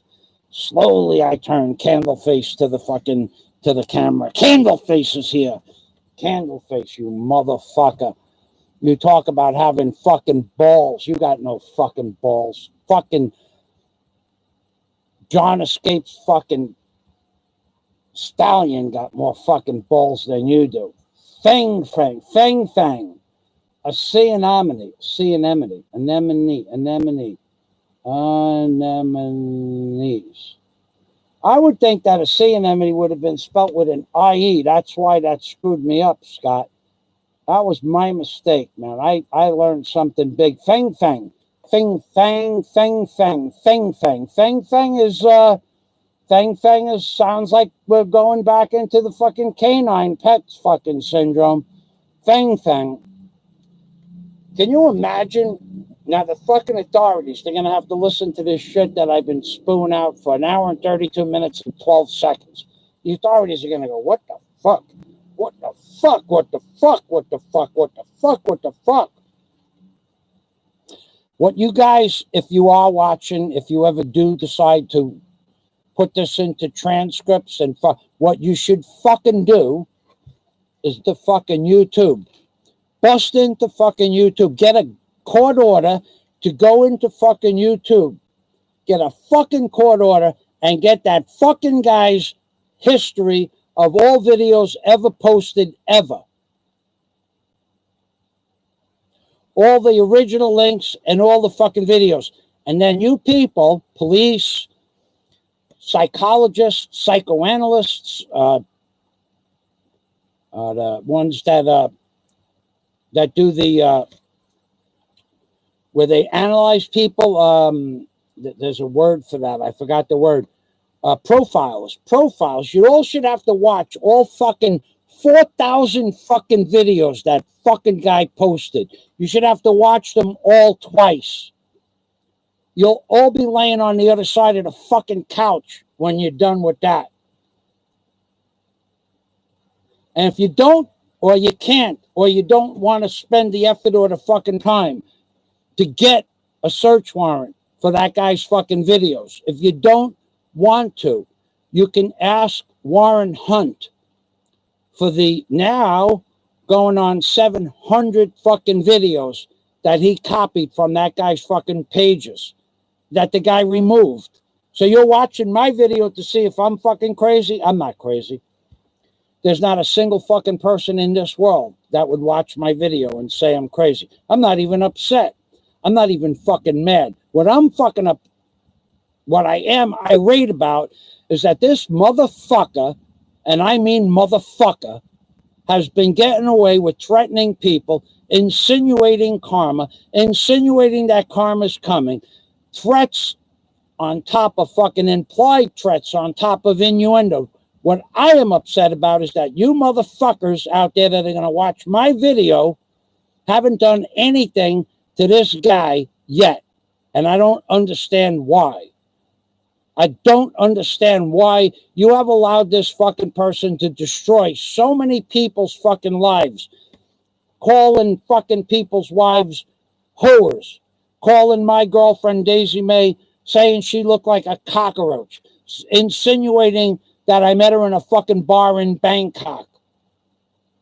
That's what I'm upset about, is that you fucking people that are supposed to be watching my videos to see if I'm fucking nuts have not turned it around and looked at this other motherfucking hateful, spiteful, fucking lowlife piece of fucking human fecal tissue posting on YouTube day after day after day after day, hate speech, and now, yesterday, saying outright, because Andy Omar, who I don't even like, saying Andy Omar, because he may have AIDS or he may have HIV, should be the next person to die. And why? Because Andy Omar didn't send him condolences on the death of his animal. That's the fucking person that you should be fucking reviewing his videos, not my videos. Everybody knows that I am probably the closest thing to fucking normal that you could put. If there was a baseline for normal, I would be that baseline. In real life, not fucking YouTube, in real life. I've owned at least fucking 9 different companies by name that were incorporated or LLC. Never had a complaint in my entire life. Never did I ever go to jail for spousal abuse or child abuse or possible fucking molestation or rape. Never did I ever go to fucking jail for any sort of a fucking serious, heinous crime. Never did I imply such. Never did have I ever even been to a pornographic website. Never have I ever done anything insidious on YouTube. I've never called another man's wife the C word. I've never called another man's girlfriend the C word. I've never implied that another man had sexual relations with his niece. I've never done any of that shit. And here I have to hear every fucking day, this fucking YouTube fucking conundrum, implied threats, insinuations, death threats, implied death threats, insinuated death threats, and fucking karmic fucking responses. All inside his fucking mind that they should take place. And some people get scared. He's actually scaring some fucking people with his implied threats. Why? Because he has something fucking not fucking right going on some fucking where. There is something that is not fucking right. It's up to you to figure out what the fuck it is that's not right. But listen to his Andy Omar diatribe where Andy should die because Andy didn't send them condolences for his fucking dog, and then justify that. Don't watch my fucking videos. You're not going to find anything on my videos that is not absolutely fucking 100% positively bang on fucking true. But I've never said that. I don't know. I've never said that Andy Omar or anybody else should die because they didn't console me on the death of my fucking dog. Who the fuck am I? Who the fuck are you? Who the fuck is he?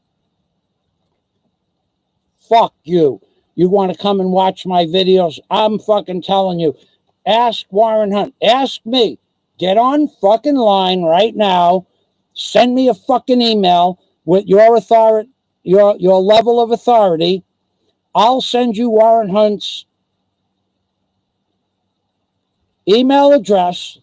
Warren Hunt will then, after you prove who you are, Warren Hunt will contact you to the authorities that Warren Hunt's been working with, and then you can see what fucking sickness really goes on behind the scenes. Warren Hunt will connect you with the Australian Cybercrimes Division. Now, I want you to do this now. Warren Hunt will connect you with the Australian Cybercrimes Division and 800 videos, 800 fucking videos that Warren has done transcripts on and sent to the authorities that are being reviewed. I want you to do that. Don't fucking watch my shit. Let's see what real fucking people, real profiles, real profilers, real police work is. That's not an implied threat. That's a fact. Warren will give you the case numbers.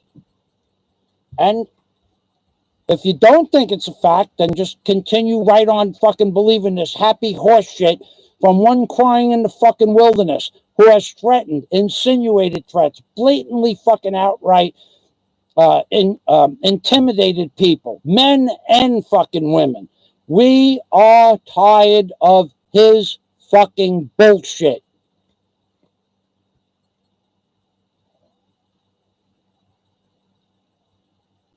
Eric Swallowwell.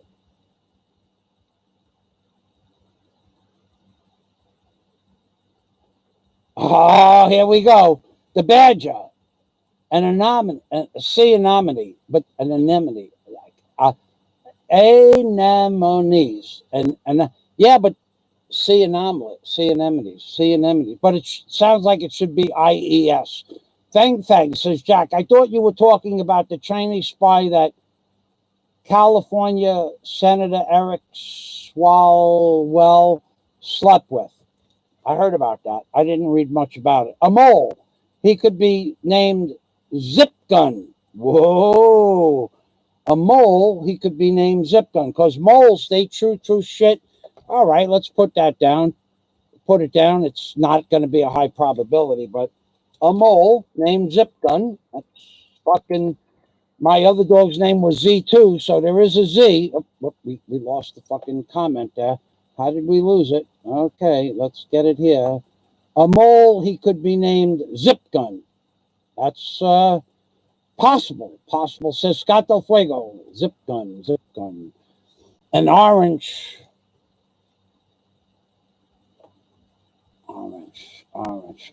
Where did I see that word fucking orange? Hold on, let me get over to my notes. All right, Fang and a mole. A mole, he could be named Zip Gun. That's a fucking strange ass fucking name, Zip Gun. I remember those things. They used to make them out of the antennas from cars. They used to put a BB in the end of a firecracker and put it into the antenna and then light the fuse, and that would be, it was really called a BB gun, but that's what it was. I remember those when I was a kid. I actually remember people using the fucking things too. I never had one of those, but I remember, and when I think back, how did anybody never get hurt? How did anybody never get seriously hurt with one of those things? Were dangerous. It was just like shooting a BB gun at somebody playing hide and seek, and somebody shooting a fucking BB gun out. You get hurt with that shit. And I remember as kids, Freddie Estro and Frankie Estro and Paulie Savino. Freddie Estro, Frankie Estro were brothers. Paulie Savino lived in the corner house. And in Paul Savino's backyard on 163rd and 96th Street, there was a fucking huge tree. I'm talking absolutely gigantic tree, 150-year-old tree. And Freddie Estro, Frankie Estro, and Paulie Savino, they built a fort in the tree. And they had a ladder that went up. And there was actually physically, everybody went to Freddie Estro's house with a BB gun. This is when you were allowed to have a BB gun. We were about 7, 8, 9 years old, I guess. And everybody went to his house with BB guns. And Paul and Freddie and Frankie were up in the tree. And they were shooting at the people in the backyard. And the people with the BB guns were shooting at Paul and Freddie and Frankie. And I remember I was across the street at Josephine DiStefano. I was across the street at her house in her pool. It was summertime. And Mr. Estro came home. And you could hear fucking shouting, "You fucking bastard, get out of my backyard." And everybody ran out of his Mr. Estro's backyard with BB pistols and slingshots and fucking BB guns. I remember that day well. And we couldn't have been no more, well, I don't know how old I was, but it must have been like second, third grade, maybe fourth grade. There was probably, yeah, I think that's where I saw the zip gun thing from when I was a kid. Mr. Estro got pissed off. I mean, his two sons and Paulie Savino was up in the fucking tree, and everybody was shooting BB guns at each other. These were not like, these were not the BB guns with the plastic pellets. These were real BB guns. They were really shooting at each other. There were no goggles or headgear or face shields. The shit was really happening. And I remember hearing him scream from when we were in the pool and we ran outside from the back area from Joe DiStefano's house. And he was fucking screaming, yelling, running down the block. He was fucking pissed off. He was upset. That's a true story. Eric Swallowwell loves Chinese spies long time. Of all the articles on the internet that I've seen in the last month and a half, I've seen his name a dozen or so times. I haven't read one sentence. Don't know who the guy is. Don't know who he is. Just the thought of ever finding fecal tissue anywhere is disgusting. The tissue part is what's got me gagging.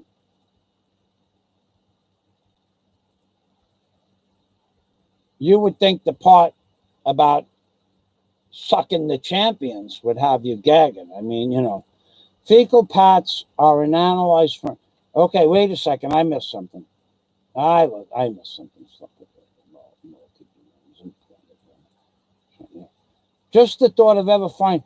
Now, there is a fucking picture of a guy that dropped his fucking drawers. And fucking world famous now for that. I bet you he regrets that shit. No pun intended. I bet you he regrets that shit big time. No pun intended.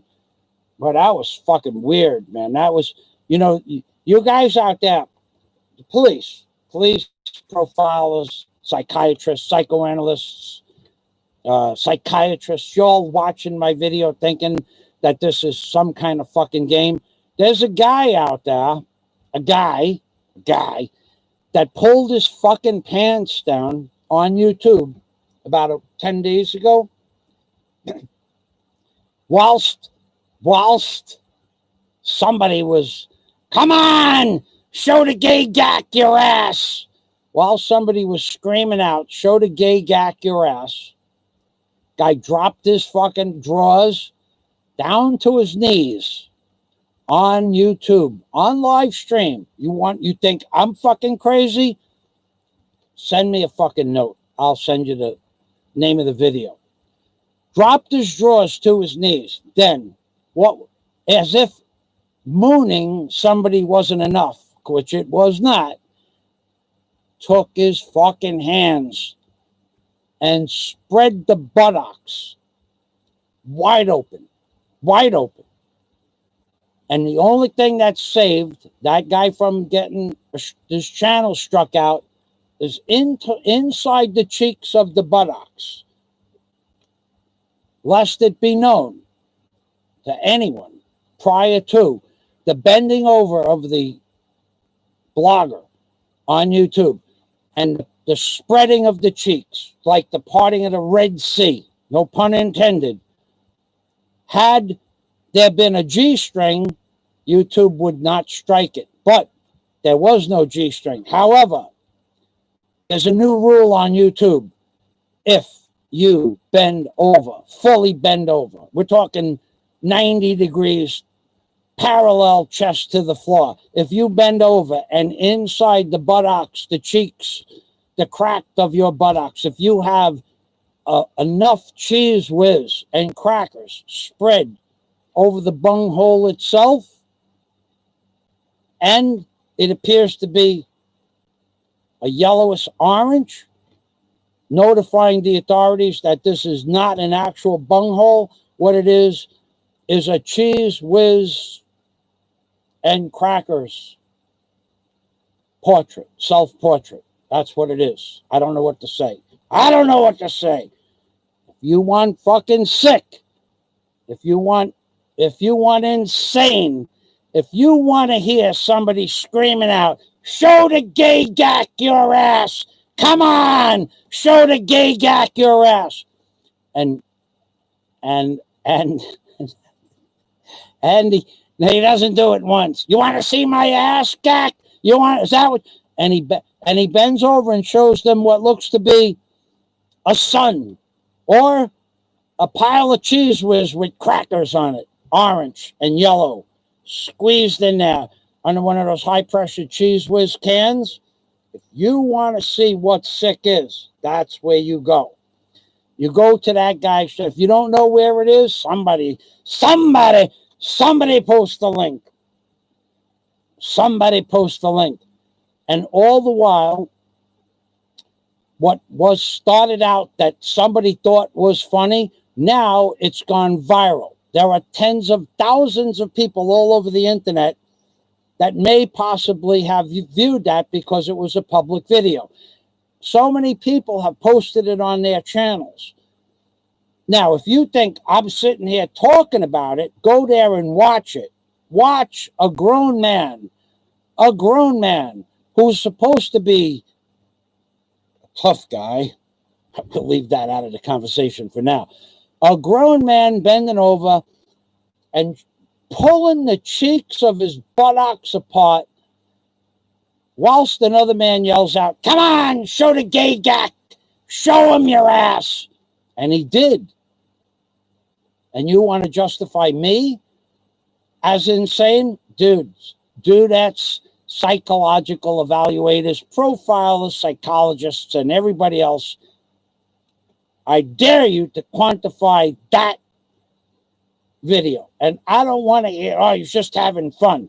No, it didn't look like he was just having fun. It looked like he was advertising for Cheese Whiz and crackers. Who knows what he was advertising? You'd have to ask Pissport TV. He'd know more about that than me. Now,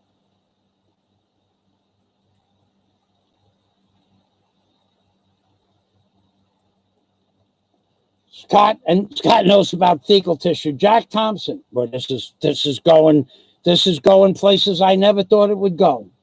Jack says, just the thought of finding fecal tissue anywhere is disgusting. Oh, come on, Jack. Don't be modest. Don't be modest, Jack. You know, and I know, and everybody knows now. Everybody's going to know. Everybody's going to know now that you have fucking tied one on and moved right into it, a fecal tissue fucking, you know that I know that you've been there before. Jack Thompson is a fucking, yeah, that's right. Everybody knows that you fucking tied one on and come up with fucking bad breath, Jack. Everybody knows this. The Jack Thompson, he's exaggerating. Listen to Jack Thompson. Just the thought of ever finding fecal tissue anywhere is disgusting. The tissue part is what's got me gagging. You know you like it. Fecal tissue parts, says Scott Del Fuego, are analyzed forensically.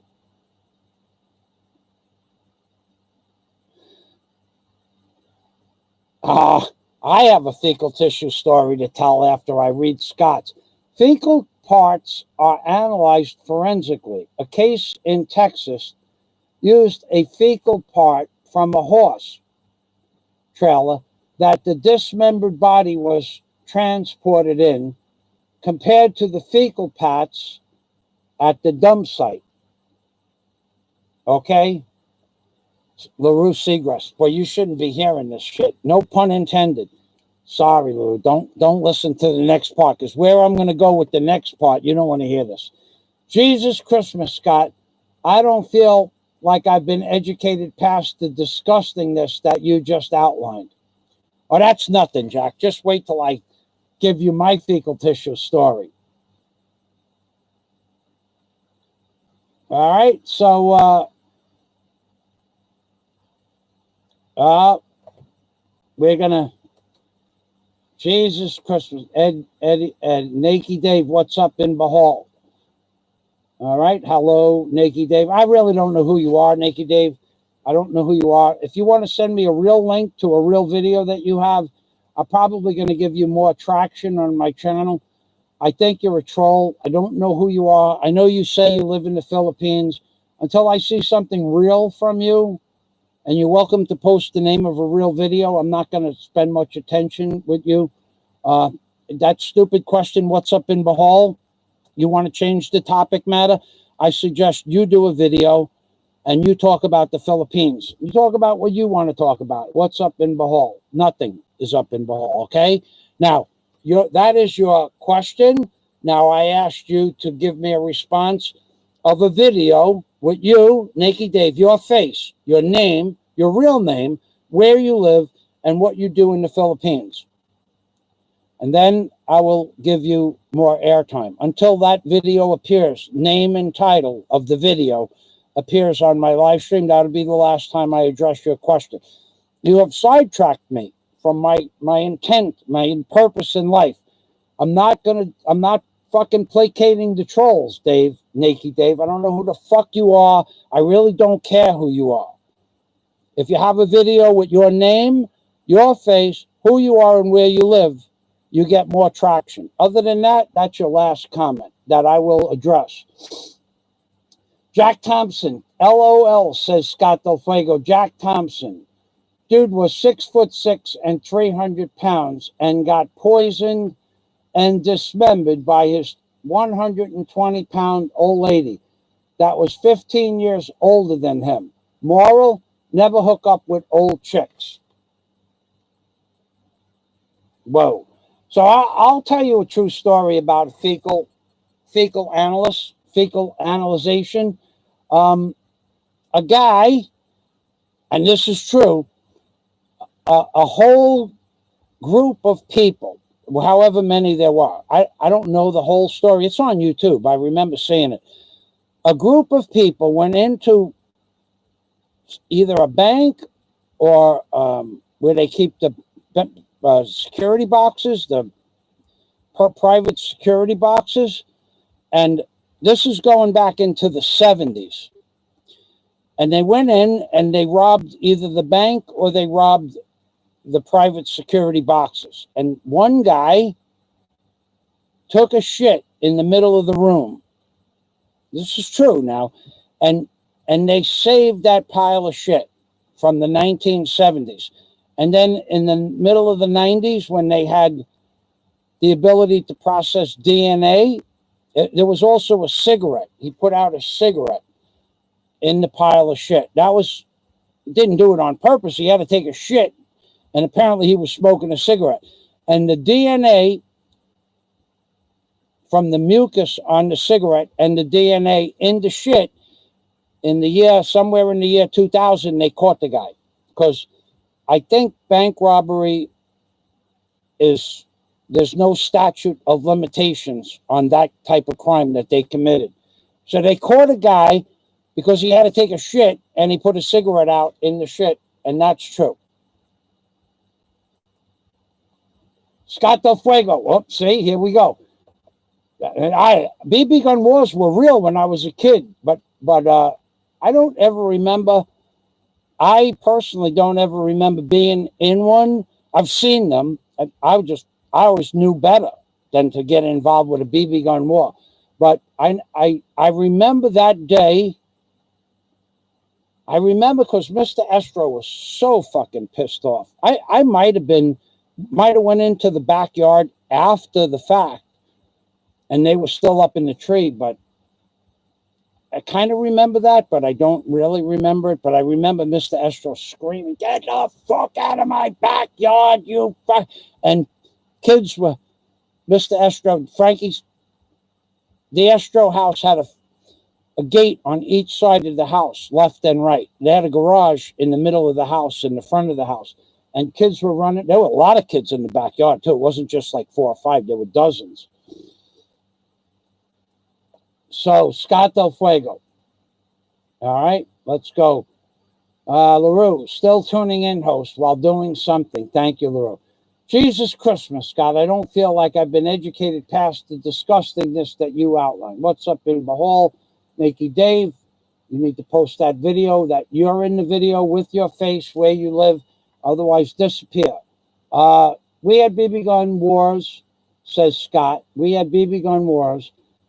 Then guys got Power Master pump guns. I remember we were charging up a hill, and a kid next to me had eyeglasses on, saw the lens shatter, and the eye juice run down his face.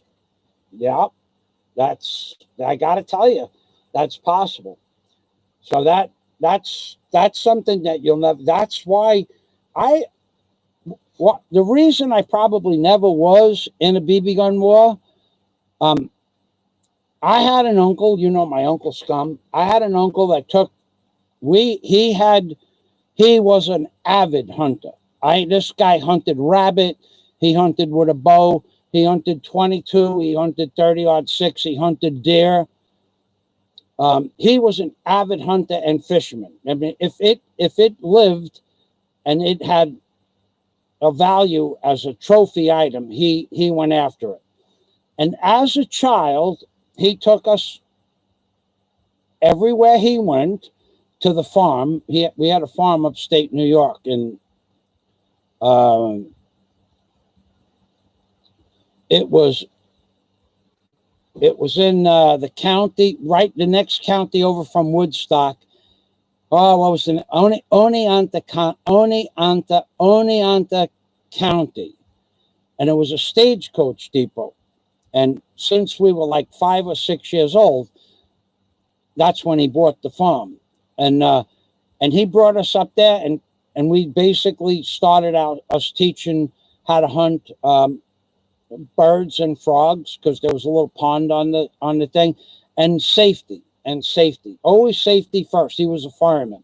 And we were taught to never, ever, ever point a gun at somebody. If you point a gun at somebody and it's loaded, it only do so if you intend on shooting the person. Now the rules of engagement for the police departments are different. But then, as a child, we learned to never point a gun at something we didn't intend on shooting. So if we were pointing a gun at a bird, we were hunting that bird. Or a frog, we were hunting frogs. And Lord knows, we devastated the fucking frog population, and we ate them. That was part of the deal. If you kill it, you eat it. Except for like a finch or something like that, which Joey Sanfilippo, he was a fucking animal, that guy. As we got older, no, I won't tell you that story. So, yeah, wet Cheetos, fecal tissue would most likely do it for me. Oh, God, that was disgusting. I am probably one of the few people that did not copy that video. I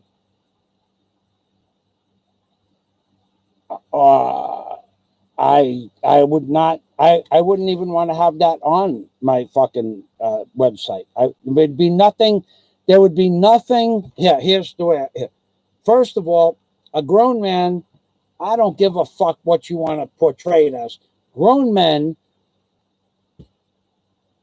I don't know where to go with this. How do you start? A grown man of a certain intellectual level does not pull his fucking pants down on a public YouTube channel not knowing where the video is going to go.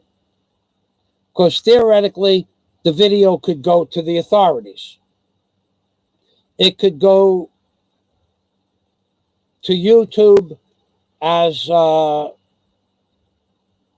some sort of possibly perverted act. I don't know how YouTube would view that. It could go to the man's family. It could go to the locals. So let's say it was me. Let's say I was stupid enough to pull my fucking pants down. Do you know what would happen if I was that fucking stupid? And that was fucking stupid. Here's what would happen. First of all, we'd have some scumbag. There's always a scumbag out there somewhere. Some scumbag. Somebody got to know a scumbag. There'd be a scumbag out there that would post that video 1,000 fucking times to every single person I had ever known since the day I was born. That's what some scumbag would do if I did that. I'm telling you what the scumbag, he would never, she would never, they would never let it go. They would never stop posting that fucking video. Maybe not in a public venue, but they would be posting it. They would go onto my social media on Facebook and find out every person I ever talked to on Facebook and send them that video. Even though that would probably be illegal, that's what they would fucking do.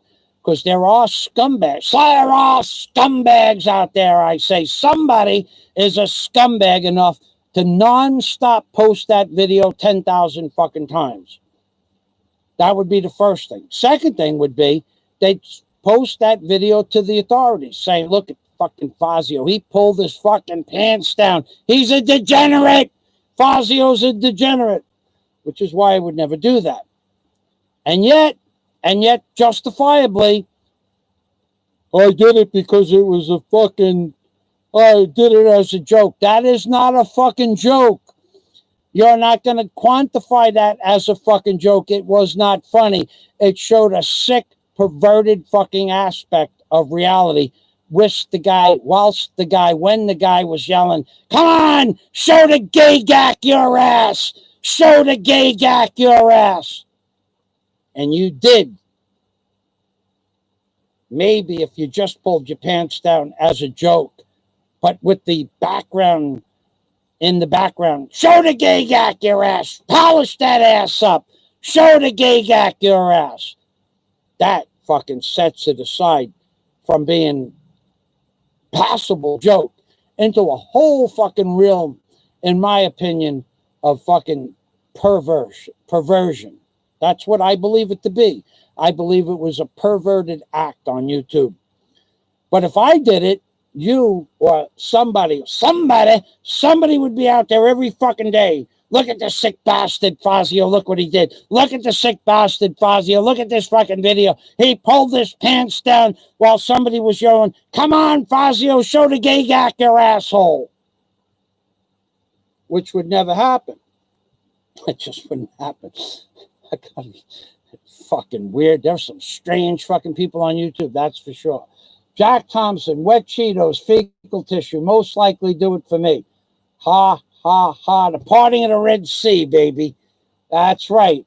And let's see, the parting of the Red Sea, the parting of the Red Sea. I got shit everywhere. I got comments coming from every direction. I see that Nacky Dave never came back with a fucking real video of him, what he is, who he is, where he lives. I didn't think so. Now I'm getting it. Now I'm getting it. That's truth. That's what happened, Scott. That's a true story. So we could go back to the names or what, how, oh my God, it's already fucking 2 hours of this fucking shit. You guys tired of me fucking ranting and raving yet? Are you tired? Have you heard enough shit? No pun intended. Have you heard enough shit from Fazio? No pun intended. You want to see about, well, wait a second. What you haven't seen is Jesus. Jesus, come on over here to talk to us. Jesus.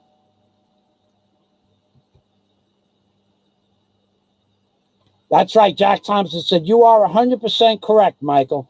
If it was you, it would be front page news forever.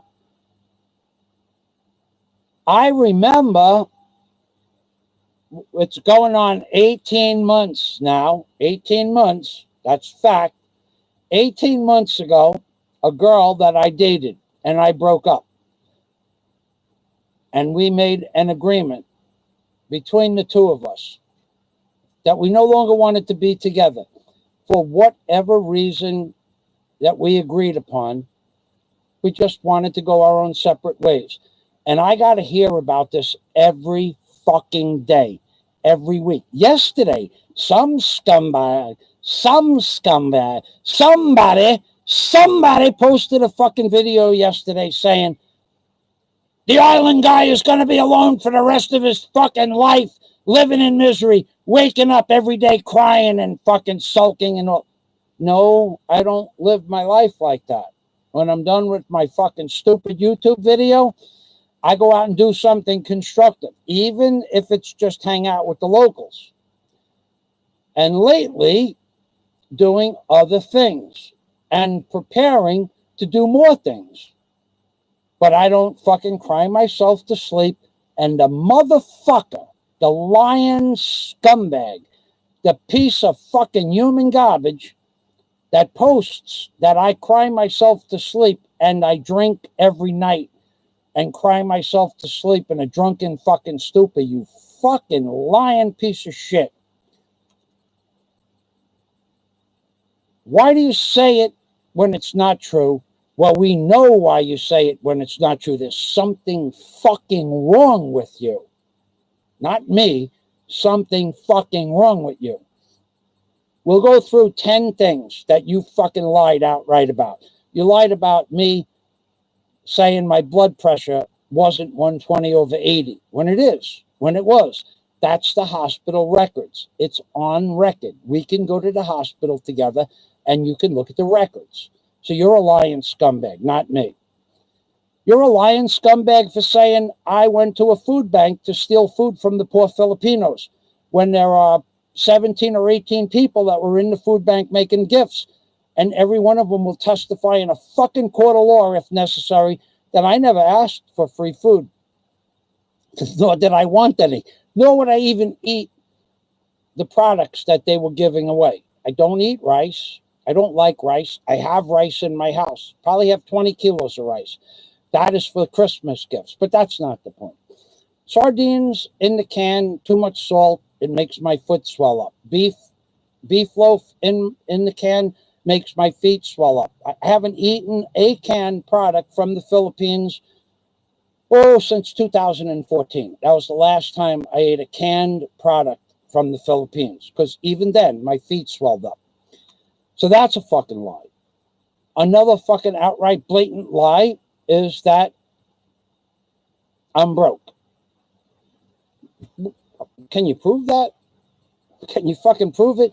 You can't prove it, so what the fuck do you say it for every day? That's straight blatant lies. Another blatant lie. Stole Warren Hunt's fucking money for the computer. Warren, where the fuck are you? I didn't steal his fucking money. And about a week ago, Warren and I had some things to do, and I told him how much money was in the bank. The computer money is in the bank, and a lot more money is in the bank, because I'm preparing to buy that cement mixer, the auto cement mixer. I have my heart set on that. And let me tell you another fucking story, you stupid fuck. I don't know this for a fact, but when the shit hits the fan, when I start actually physically fucking building the hotel, what are you going to do? Are you going to apologize? Or are you going to say, oh, now he's building a hotel illegally? Fuck you where you breathe. All my plans, all my permits, all my papers are all in fucking order. But what are you going to do? Are you going to apologize? Are you going to get on fucking YouTube and say, I was fucking mistaken. I'm sorry. No, you're not going to do any of that shit. You'll just twist it up into some other fucking bullshit story. He's working without permits. Fuck you where you breathe. What I do, I'm allowed to do. So moving past that, when the shit hits the fan, when I wanted a computer and I asked for money for a computer, in a matter of a few days, I got $2,300. A few days after that, $3,000. I'm putting the last $1,000 into the computer. So that money's in the bank. But when I want a cement mixer and it's going to cost $23,000, fucking Jack better hide his motherfucking wallet. Otherwise, I'll start fucking talking. I'll start talking shit. Jack knows when I'm talking cement mixer, his fucking wallet got to go south somewhere. Deep bury that bastard. Jack knows, because Jack is going to be part owner of that cement mixer. So is Warren.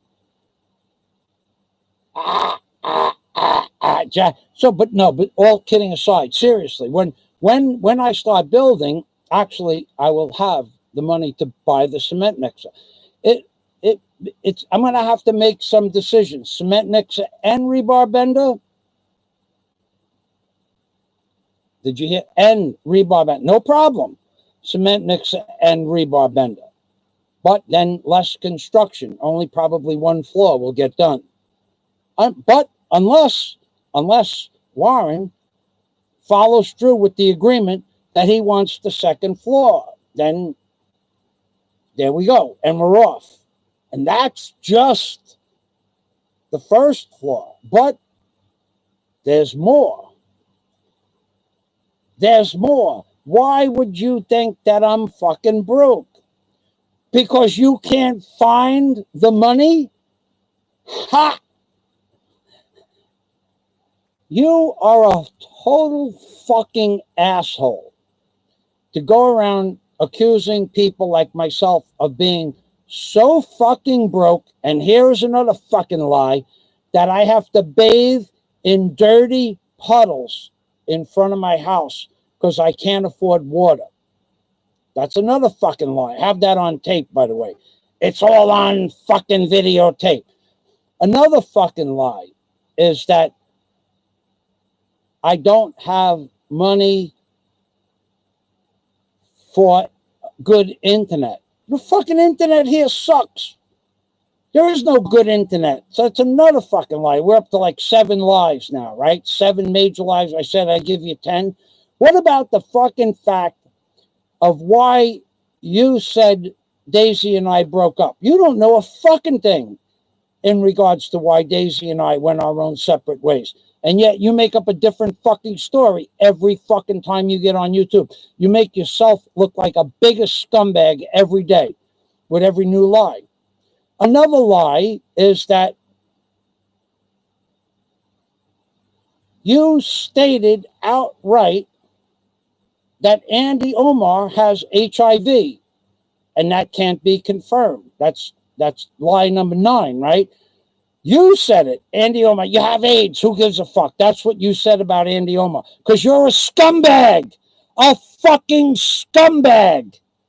Nothing more, nothing fucking less. To imply that Andy has AIDS, because I don't know who it was that said Andy has AIDS or HIV. I don't know who it was that said that. I remember hearing somebody in the comments. So because a commenter said Andy Omar has fucking HIV, that makes it true? And you portray it as true because you're a lying scumbag. You don't know that to be true. You don't know it to be true. But not only that, you want Andy to die. You said, I hope you're the next one to die. You said those fucking words because you're a scumbag. A fucking low-class scumbag for wishing death upon people because they didn't console you because your dog died. What the fuck? The authorities are going to watch my videos and listen to me and quantify me as being fucking nuts, or you? That you believe the whole fucking world, all 7 billion fucking people should have condolenced you because your fucking dog died. Maybe nobody sent you condolences because they don't like you. Maybe they didn't send you condolences because that people's dogs die and they didn't think it was fucking worth the condolence. Maybe Andy Omar's constituents or subscribers are more sensitive to human issues. Who the fuck knows? I don't know. But what I do know is you fucking lied about Andy Omar insinuating that he has HIV without knowing it. Do you see a fucking certificate? Did you see a video that Andy Omar said? Not only did he say it, did he show you some sort of affidavit that proves he has HIV? No, he did not, that I know of. But you made it as if it was a fucking bold-faced fucking truth. It's a bold-faced fucking lie until you see proof. That's lie number 9 because you're a fucking scumbag. You're not anything but a fucking scumbag. And the last fucking lie is that I can't fucking swim 2 kilometers. And you won't fucking wager me any money. Wager me fucking $10 $1,000 fucking dollars. You fucking coward. That I can't swim 2 kilometers. Put some fucking money where your mouth is. You're a fucking liar. You tell people I can't swim. You tell people only crazy people walk backwards. When, if you actually watch people train for the NFL or baseball or football, they do a lot of exercises going backwards. It builds up fucking muscles that you don't use, that atrophy. You stupid fuck. Because you don't know what exercise is. Because you can't fucking get out of your own fucking way. Because you can't walk downhill without busting out of fucking breath. Doesn't mean other people can't do what they say. And that was 10 lies. Tomorrow maybe we'll do another fucking 10. Jesus, what do you think? Jesus got something to say.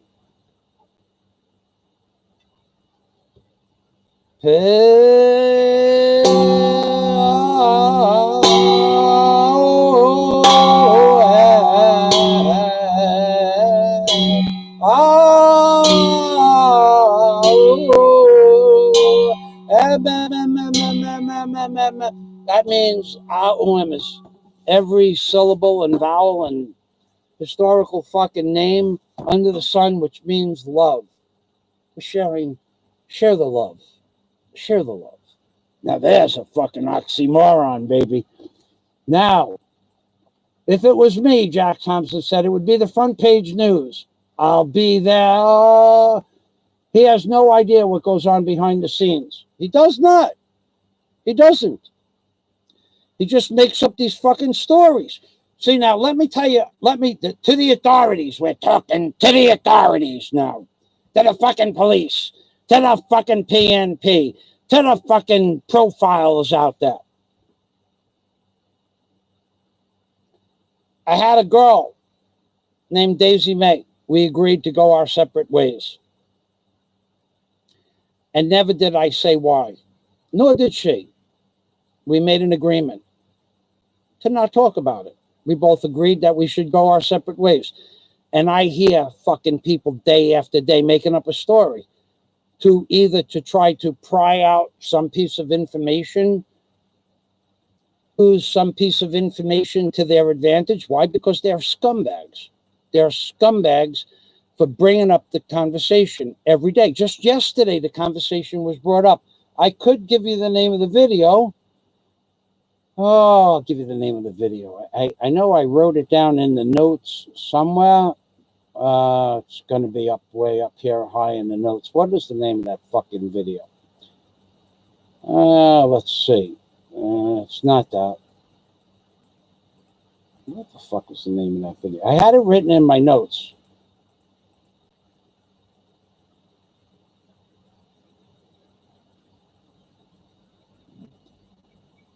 I don't really remember what the fuck it was. Now I don't see it.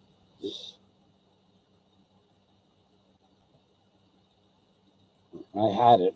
Maybe I didn't write it down. Oh boy, I'm going to go up one more page. Nope, that's not it. That's my video. Okay. Well, anyway, yesterday there was a video called something about. Oh yeah. This is the one with Andy Omar. The video was, my dog died. My dog, fucking idiot. You can't even fucking spell. Can't capitalize. Can't spell. My dog died. Should have been capital my. My dog died, comma, 2, not T-O. Fucking moron. And then, and he went on to finish the rest of the sentence. And then he went on to say, and I don't know what exactly this was the one. I only made a note of the name, but I remember hearing that that's the one where he said Andy Omar has HIV and Andy Omar should be next to die. Something along those fucking lines. Why? I don't even like Andy Omar. I've watched 15 minutes of Andy Omar videos in the last 6 months. I don't like him. I don't like anything about him. But I wouldn't wish death on him. He don't like me either. He doesn't fucking like me at all. He refers to me as a third party without any kind of real derogatory slang attached to it. He don't like me, I don't like him, but we don't wish death on one another. Nor would I wish death on the guy. I don't know the guy. I don't like him. I don't like his demeanor. I don't like what he puts up on his channel. Not all of the stuff is bad, but I don't watch enough of it to make... I know enough that he's not the type of person I would watch on YouTube. But I don't wish death on the guy. And he don't... That I know of, he's not wished death on me. And if he does, well, we're both here in the fucking Philippines. We can call each other up on the phone. I'll post my fucking telephone number publicly or send it to him. I have no problem if he's got a beef with me. But I would never wish death on the guy. I certainly wouldn't stoop so fucking low as to believe that a comment... Look at that piece of shit, Naked Dave. Now, didn't I give Naked Dave the opportunity to leave a fucking video with his real personality, who he is, and he disappeared? Why? Because he's a fuck up. I don't know who Naked Dave is. He could be my fucking neighbor. He could hear me tell him to go fuck himself where he breeds, and I could walk by him 10 minutes later and he'll say hello to me. He could be. Who gives a fuck? When he got the fucking balls to say that kind of shit in real life, then we'll know who Naked Dave is. But until then, he's just some scumbag that wants to post some shit on a fucking channel and mention shit he shouldn't be mentioning. Now, Andy Omar, I have a legit reason to say the word Andy Omar. I believe he was fucking demeaned and slandered and libeled. I believe that. Unjustly. Now, if Andy wants to talk to me and ask me if I saw that video where he was maligned and slandered, I will fucking tell Andy yes. What do you need from me in regards to confirmation that I saw that video live? What do you need from me? Because nobody deserves to be slandered like that. Nobody. Not me. Not Andy. Andy didn't do anything to you. He didn't do anything to you. He didn't do a fucking thing to you. He didn't make fun of you. He didn't make fun of your dog passing away. He didn't make fun that nobody gave you condolences. He didn't never fucking mention your name, yet you had to bring it up in the most fucking malicious, sadistic, sarcastic fucking way possible. So if Andy was to ask me, would I sign an affidavit that I saw that video played live, I would say yes. It was on yesterday, sometime yesterday. Why? Because it's the truth. You're a scumbag for posting what you posted. So if the police are out there watching and you can go through his videos and review, watch the fucking video. I don't remember the name of the video. Watch the video. Something about the dog dying. Let's see if I can find it. I had the name written down somewhere. I don't fucking... It was in my notes, and my notes are like 10 pages long, and I didn't even get to my third note. I have 12 notes. I didn't even get... My dog. There it is. Here it is. My dog died. My dog died. My dog... Fuck! Your fucking English is so fucking bad. My dog, too, recently... Okay, no. My dog died, too, recently. Where the fuck did you go to school? Where the fuck did you go to school? Where the fuck did you learn grammar? My dog, too, died. My dog, too, recently. My dog died, too, recently. For how many people? For how many people? Fuck! gave condolences. I can't even read it, and I typed it out. My dog died too recently for how many people gave condolences. That's not even a fucking sentence. There are one grammatical error, 2 grammatical errors, 3 grammatical errors, 4 grammatical errors, 5 fucking errors in a 1, 2, 3, 4, 5, 6, 7, 8, 9, a 9-word sentence. There are 5 fucking grammatical errors. And you think you're so fucking smart. Jesus,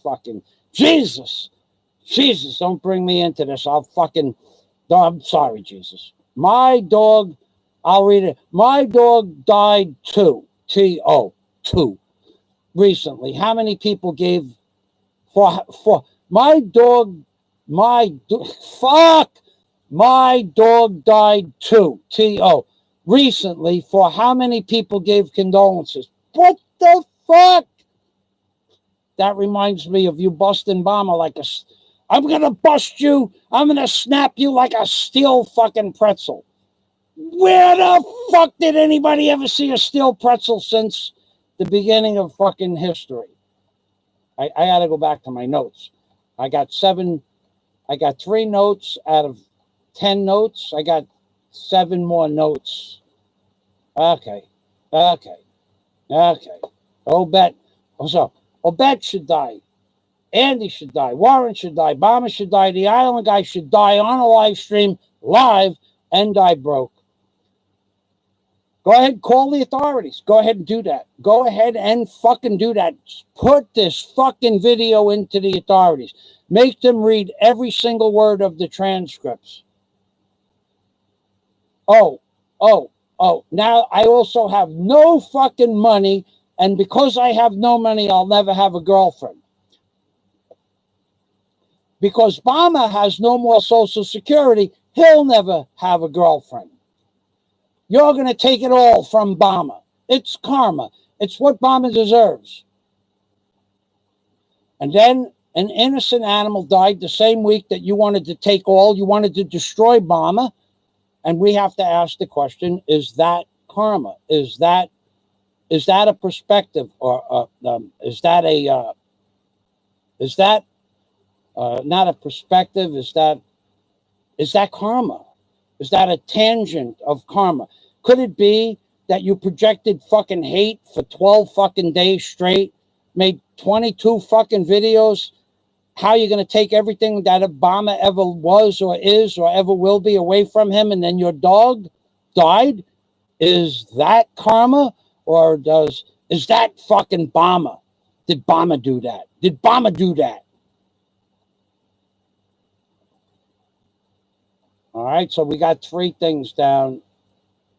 Another thing, people give people money because they put on a show. I didn't put on a good show today. Nobody gave me any money. Do you hear me fucking crying? Did I cut the show short? Did I say, if you didn't give me any fucking money, put some money where your mouth is? Who's that fucking piss port? I don't know why he keeps popping up. Let me go back to my notes.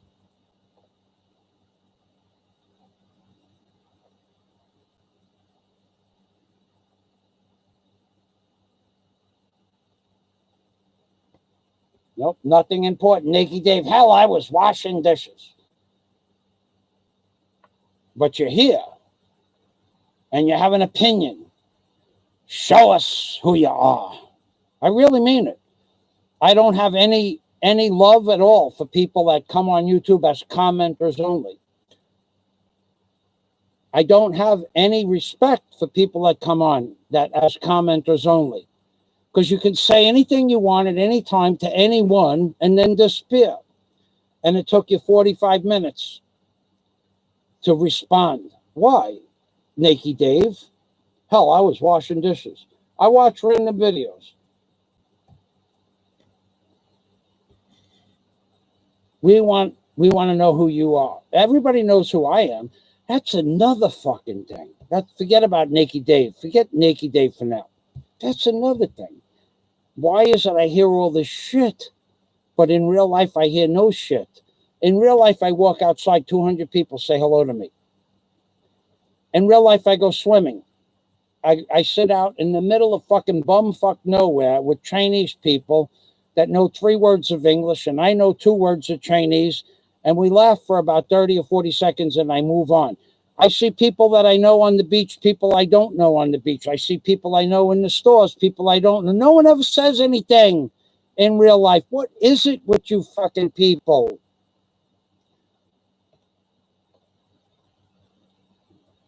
All right, so Jack, I'll be there. All right, so let's see. Okay, we're going to probably end this live stream now.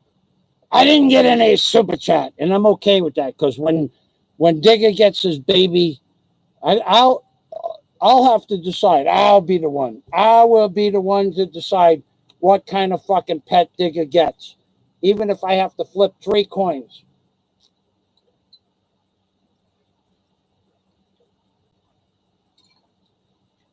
Nobody made a decision. Does Digger get a bird?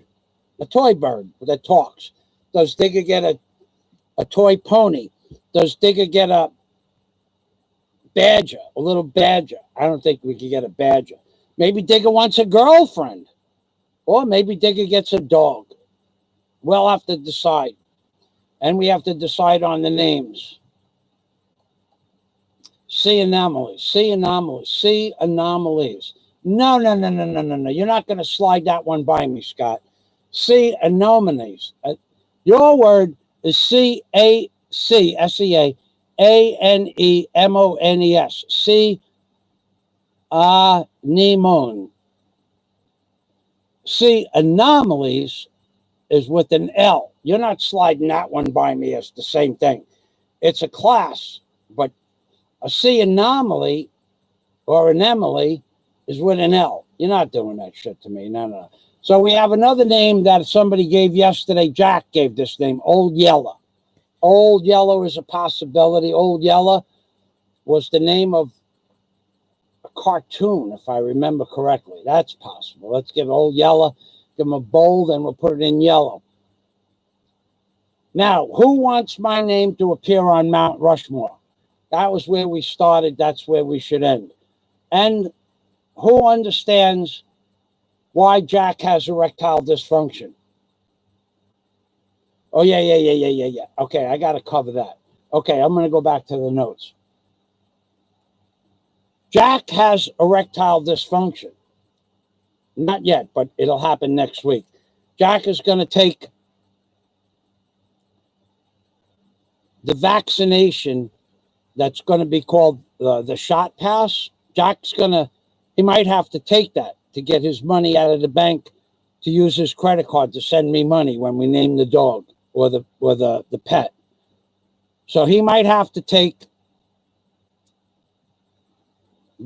the the jabba dabba do, so he could make his credit card work, so he could send me super chat.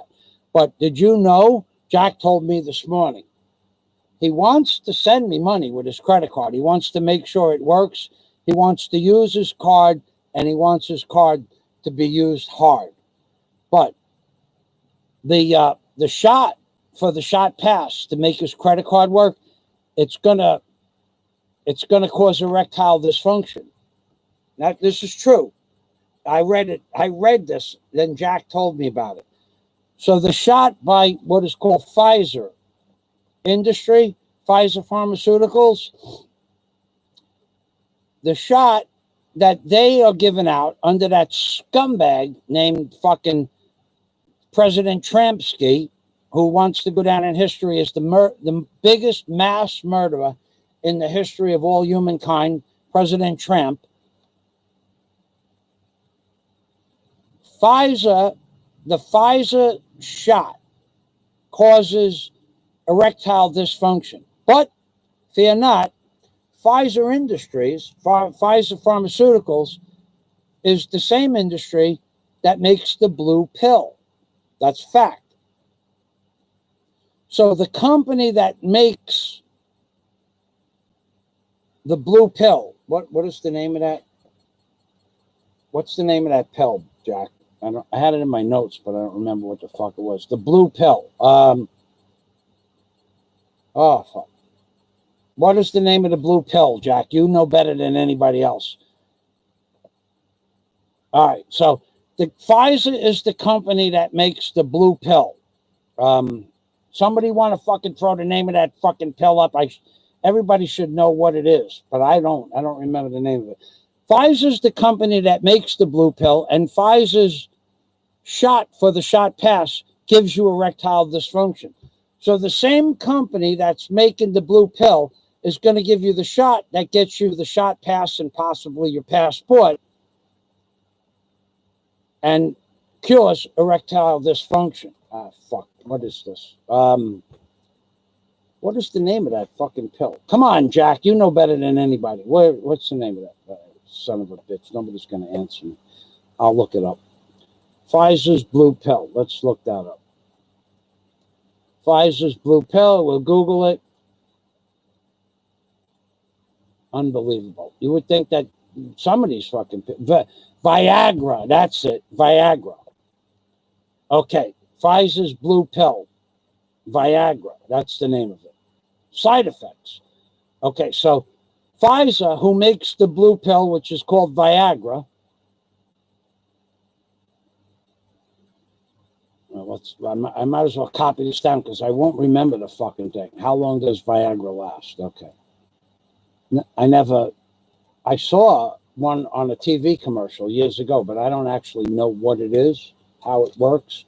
Something to do with blood flow. Anyway, so the company that makes the blue pill, Pfizer, is also the company that's Trump gave $15 billion to, or some $1 billion, I don't know. And it's causing erectile dysfunction. So if you get erectile dysfunction from taking the jabba-dabba-doo, Pfizer will sell you another pill called Viagra that will cure the erectile dysfunction. That's what I read, and that's what Jack said. So Jack is being a little shy here, is being coy. Either that or he went to sleep. All right, so that thing there, we covered the blue pill and we covered Pfizer and the jabba-dabba-doo. And the only thing we have left is in our next live stream is, should Fazio's face be on Mount Rushmore? I think it should be there. And now that all you guys took all of these fucking videos that I made and brought them over to the special crimes unit, and they see that somebody's fucking nuts, and it ain't me, my face should be on Mount Rushmore. I think that's the truth. Now, I probably ain't going to happen. There are a lot of things I think that probably ain't going to happen. But one of the things that I think, and I think this because I was told this by Warren Hunt 3 weeks ago. Warren made it so fucking clear that he got a text on a Sunday morning 3 weeks ago today that the Girl Scouts are coming. It's just a question of fucking a few more intervals of time. Girl Scouts are coming. Warren was contacted on a Sunday morning by a fucking authority in his locale saying that they just received a message from the head of the Girl Scouts division that things are moving along in a forward direction. So when I say the Girl Scouts are coming, it's because Warren said the Girl Scouts are coming. And if Warren says something, it must be true. And with that, we're going into 2 hours and 44 minutes. That's enough. Somebody wants to say something. I still have 13 people watching. First time I looked at that number since it was 19. Losing subscribers. Another thing. These losing subscribers is show. Who gives a fuck how many people watch my show? We are fucking locked down for all intent and purposes. I can't go fucking scuba diving. to the Virgin Islands. I can't go scuba diving to Balakasog Island. I can't go watch the whale sharks scuba diving. I can't do all the things I want to do. So I sit here and at least I make the best of it. What I should be getting is fucking brownie points for being able to sit in the same fucking place for 2 or 3 or 4 or 5 hours and not having to get up, take a walk, not having to go have a cigarette, being able to control my wants and needs, not having to go to the bathroom because I have a fucking proper bowel movement. None of that. I should be getting accolades. People should be out there. What a fucking 3 hours. The guy hasn't had a cigarette. 3 hours. He hasn't got up off that box. He sat on that wooden box for 3 hours. He must have a fucking ass like a fucking hero, champion, a champion. Yeah. I should be getting fucking, people should be sending me. You got these scumbags out there that are dumber than dog shit. And I'm being fucking serious. You have scumbags out there that are dumber than dog shit, and I won't name them, that have no fucking idea what's going on or are afraid to talk about what's going on. And they appease every fucking every blogger that comes to their channel. Oh, yeah. And then 5 minutes later, somebody else, oh, yeah, I agree. They agree with everybody because they got no fucking heart. They got no balls. They got no fucking brains either. And the shits that they point out as truth is not even fucking usually half truth. And they're collecting $10,000 a month in Super Chat. You got a guy named Vinny Eastwood. Now, I have no feelings one way or another about Vinny Eastwood, but I do know 6 months ago he had a baby. His subscribers paid for the whole fucking thing, everything. The operation, there was a problem. The baby was in intensive care for a week or so. They paid every medical fucking bill for the baby. Then he needed a car, so he got a van, like a caravan. That was another $4,000 or $5,000. So we had several thousand in hospital bills. Then he got several thousand for a car. Then he had to move to a new apartment with the baby, and he got $3,000 or $4,000 more for that. So that's $10,000. Now, last week he needed a new computer, and he got $4,000 in 36 hours. Now, I don't begrudge the guy, but there's a guy now I know for a fact Vinny Eastwood collected $15,000 in Super Chat. And if they want to give him the money, that's fine. But I don't ever see anything. I have my own personal reasons why I think that sometimes he deserves Super Chat and sometimes he doesn't. But that's none of my business. So I don't say Vinny Eastwood shouldn't get Super Chat. I don't say that. Even though I don't see justification for some of it. Not all of it, but some of it. I mean, I just don't see it. But I know for a fact that Vinny Eastwood collected $15,000 in Super Chat. There's guys in the fucking YouTube community that make a lot more than that. There's guys in the fucking YouTube community that make a lot more than that. At least Vinny Eastwood has some subject matter that's relevant to today's world, not just blah, blah, blah. I'm not going to start mentioning all the fucking names, but there's probably a half a dozen YouTube bloggers that are making between $6,000 and $10,000 a month. And God bless them. But the point is, why is it Obama, Fazio, couple of other people? Why Big Kevin? Why is it that we don't deserve Super Chat, but some fucking douchebag that appeases every person that comes on his channel, crying and fucking crying? Why do they get $6,000 to $10,000 a month and no one says anything about it? Why do I have to hear this every fucking day by the same stupid motherfucker? Why? Go fucking bother somebody else. Really, go bother somebody else. or don't. It's up to you. But I won't fucking threaten you like you threatened me, like you threatened Obama, like you threatened Obed, like you threatened fucking Big Kevin, like you threatened Dave, like you threatened Pinoy Troll. You threatened everybody. Insinuated threats. Basically, to insinuate a threat, karma, that's basically harassment. You do it to everybody, but nobody can do it to you. Well, motherfucker, Warren told me 3 weeks ago today the Girl Scouts are coming, and I believe him.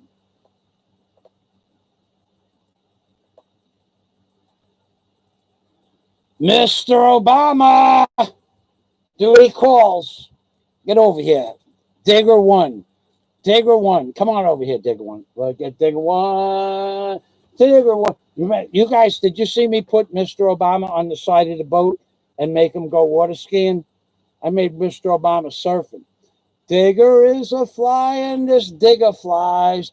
He's a flying and he's a flying. And Digger Obama, and Digger Obama. Digger, Obama. He's a digger.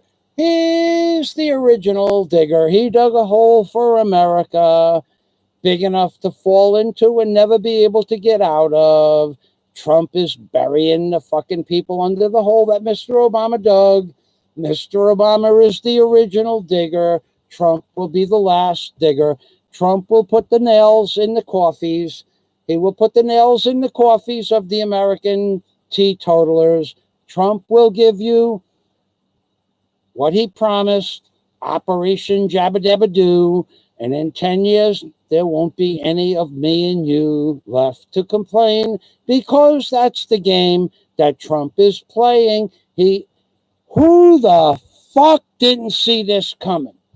You fucking people out there. Trump built up the economy, hero, and then he's gonna kill you. He's gonna fucking be the instrument of fucking death, the harbinger of death worldwide. He's destroyed this $1 trillion business that I'm going to post right now.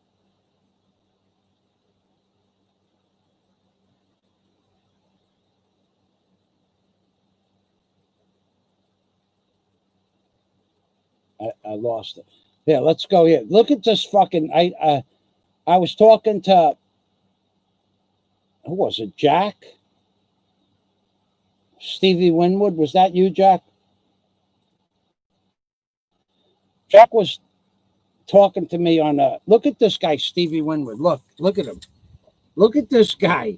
This is not a joke now. This is what he really looks like in real life. Who does he fucking look like? He looks like a guy, a friend of Warren's named Rex. But I'm being serious. He looks just like Rex. Look at him. I think it was Jack that told me about Stevie Winwood. I'm not sure. I always liked Stevie Winwood as a musician. I didn't know what he looked like, though. Yesterday, if you would have said, who's... And look at his face, though. Who does this fucking remind you of? It reminds you of Warren's friend, Rex. Just look at... And then look at Warren's friend, Rex. If you could find Warren's friend, Rex, look just like him. They look like brothers, like twins. There's a lot of people that look... Let me go back to the live stream.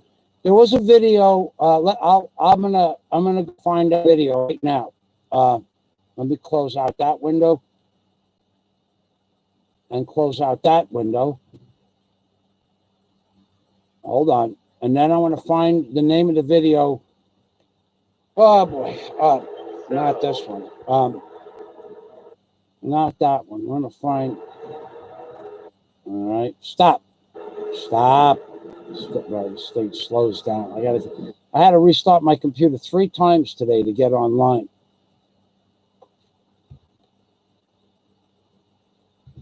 The GOAT lady, UK, Canada move forward with shot ID. So the UK and Canada, let me name of this video here to give you an idea. This is a 14-minute video by Alex Christophorou. He lives in Greece, on an island in Greece. And he is saying that they are mandatory, and they're making it mandatory to take the shot identification. And then in this video, he tells you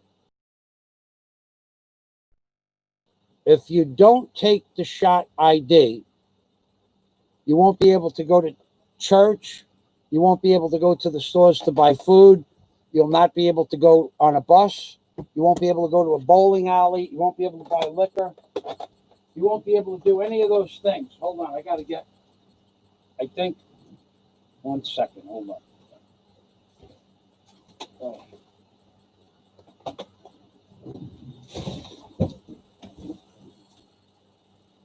Hello, honey, you want candy?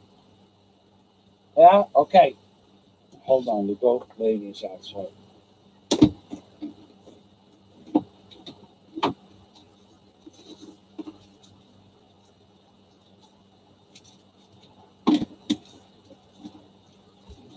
Salute. What? Ready? 1. Oh, that's not good. You dropped it. 2. Hey, salute. 3. Twice up by end. Okay, I'm being. So, this guy, Alex Kristanov, it's Christmas time. Today's the 13th. Yeah, from the 12 days of Christmas, I give out candy. And then on Christmas Eve and New Year's Eve, I'll give them out to my immediate local friends. 1 kilo of sauce, 1 kilo of spaghetti for up to 3 people. If there's more than 3 people, then 2 of each. And those are just for my immediate neighbors. So let me get this name here. The name is UK and Canada move forward with ID shot freedom passes. Okay, that's the beginning of the name of the video. And then what we're going to do is I'm going to get you the link for that. And you're going to get sick because Canada is now part and parcel of the Great Reset that's going global. And so what I'm going to show you in this link, I'm going to kill the link. What I'm going to show you in this link is that Alex, that's his name, goes through the entire video and shows you that if you are living in Canada and where he lives in Greece, the same rules are going to apply. That it will not be mandatory, but the words that are used in the video are, you will not be forced to take the vaccination. However, if you choose not to, your ability to do or to integrate into normal society will be severely limited. Those were the words. You could believe what you want, or you could watch this video, or you could think I'm fucking crazy, or you could think I'm lying. But this guy, he's a very good newscaster. Now, I don't do what he does because that's not my thing. My thing is comedy. No, but I mix comedy with satire. And go fuck yourself if you don't think there's some poetic justice involved here too. Go fuck yourself. And I really mean that. Go fuck yourself. Because you people out there just don't get it, what's happening. I have told you for 10 years this shit was going to happen. I told you in fucking March that Trump was going to destroy the economy and he wasn't going to stop before the end of the year. Now we're looking at 6 or 7 more months. So you people can think whatever the fuck you want about me, how I present myself, how I project myself on YouTube, how I say it, how I portray it. You people are fucked royal by the rules that are in this fucking video that this guy discusses. I'm not going to go through reading it. I read it. I listened to it. that this video was the best of 10 videos that I researched. You don't want to send me fucking super chat for my research? Fine. I don't have to acknowledge your comments. Dave, Nakey Dave, Nakey Dave, Nakey Dave. Who the fuck is Nakey Dave anyway? You're not my friend. You're not my subscriber. You don't leave any fucking how's it going in Bahal? What kind of fucking question is that? How's it going in Bahal? Bahal is fucking, what, 100 miles long? And I'm supposed to fucking know everything that goes on in Bahal? What kind of stupid fucking question is that? Could you narrow it down a little bit, Nakey Dave? How's it going in Bahal? How's it going where? Where I am? How's it going in the city? All right. LaRue, hanging in there, host. Scott Del Fuego. The USA is going to be hung out like the skin of a lemon by the Leiden criminal organization.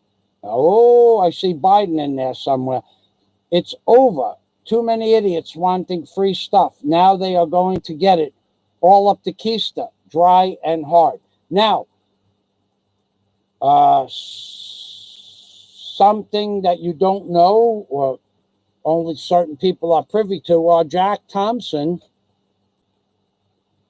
Jack Thompson has a Facebook page. And Jack Thompson has a video up. You're not going to see it. I'm not going to see it on YouTube. We're not going to see it. In France, there's probably, Jack would know, 20,000 people.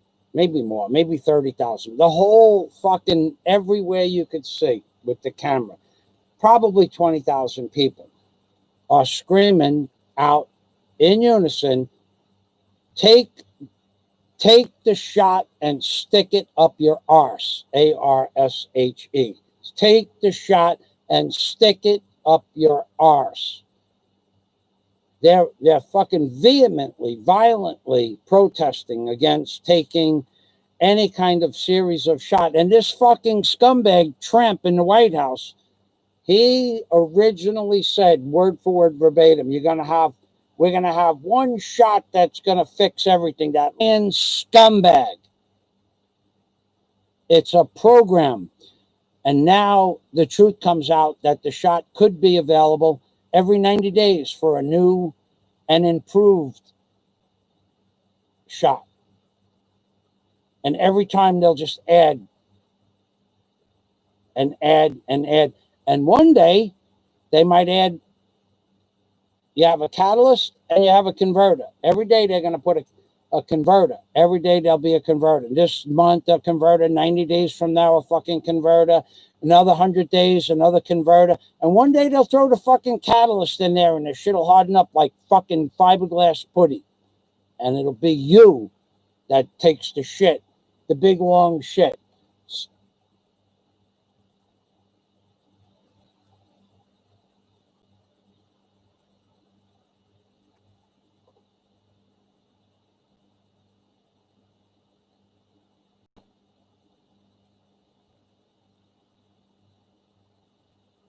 Whoa.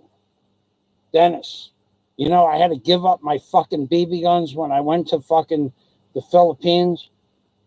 I think of all the things I had to give up when I came to the Philippines.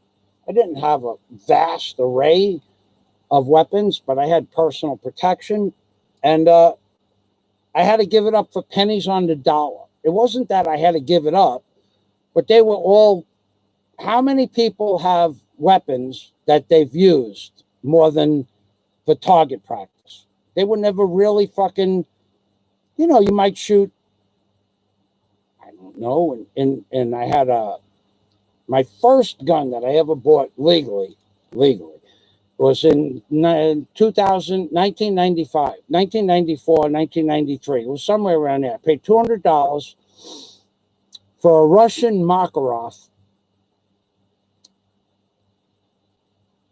380, a 380 Russian Makarov, $200.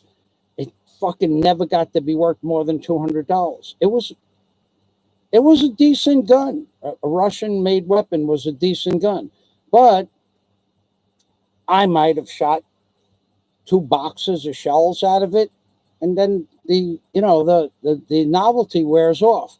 After that, somebody's leaving Florida, you'll buy a gun, or you see a gun, you're in a gun store. In Key Largo, there was a gun shop. You just went in and picked out the gun after you have your weapons permit. Just go in and I had, I don't know, several small firearms. And they were all brand new. They were just cool, just fucking cool to have. And you collect shit. You invest your money in shit. And then Obama's fucking destruction of the economy came along. Everything became worth nothing. So I had to sell my fucking guns for, like, I would say, if I got 20 cents on the dollar for all brand new weapons, I got a lot. That fucking hurt. It wasn't like they were old and used, and it wasn't like it was 10 years old and it was rusty. They were all fucking well-oiled machines, and you got 20 cents on the fucking dollar because the economy took a shit. That pissed me off a little bit, but there was nothing you could do. So, Dennis, you got a gun that's worth $1,000. I suggest you sell it, because you can't bring it to the Philippines. You can't bring that BB gun. I even had to give away my fucking Mattel cap pistol collection. I had to give it away. I had the little Mattel guns. They were about this big, and they shot a cap smaller than a match head. You're not allowed to bring that shit to the Philippines. So I didn't. I gave it away, probably to somebody that gave it to their kid that probably left it in a pile of dirt in the backyard. I had it for 50 years, and now it's probably buried in a pile of cat piss in the backyard somewhere. So that video I want you to watch of how they're destroying the economy. And let's see if there's anything else I want you to watch. I don't see it. Studio. Nope, that's not it. Pennsylvania Trucker. Okay, we'll get Pennsylvania Trucker. If you're not subscribed to PA Trucker, I put the link in the description box above. I'm going to say goodbye to everybody. It is now, 3 hours. 3 hours of review. Sorry about that, guys. Have a nice fucking day. Merry Christmas to you, too. Okay, that's it. Going to say goodbye. Michael Fazio, Mr. Obama. Flying and a flying and a flying. Digger 1, Digger 2. Digger 2, get over here, Digger 2. We'll decide on Digger 2's, the type of Digger 2's pet and the size, and whether Digger 2 gets a talking pet or not, with or without a leash. That's going to be something that has to be determined in the near future. Ladies and gentlemen, God day to everybody from Michael Fazio and Rabbi Chewbacca on Mount Rushmore, baby. That's right.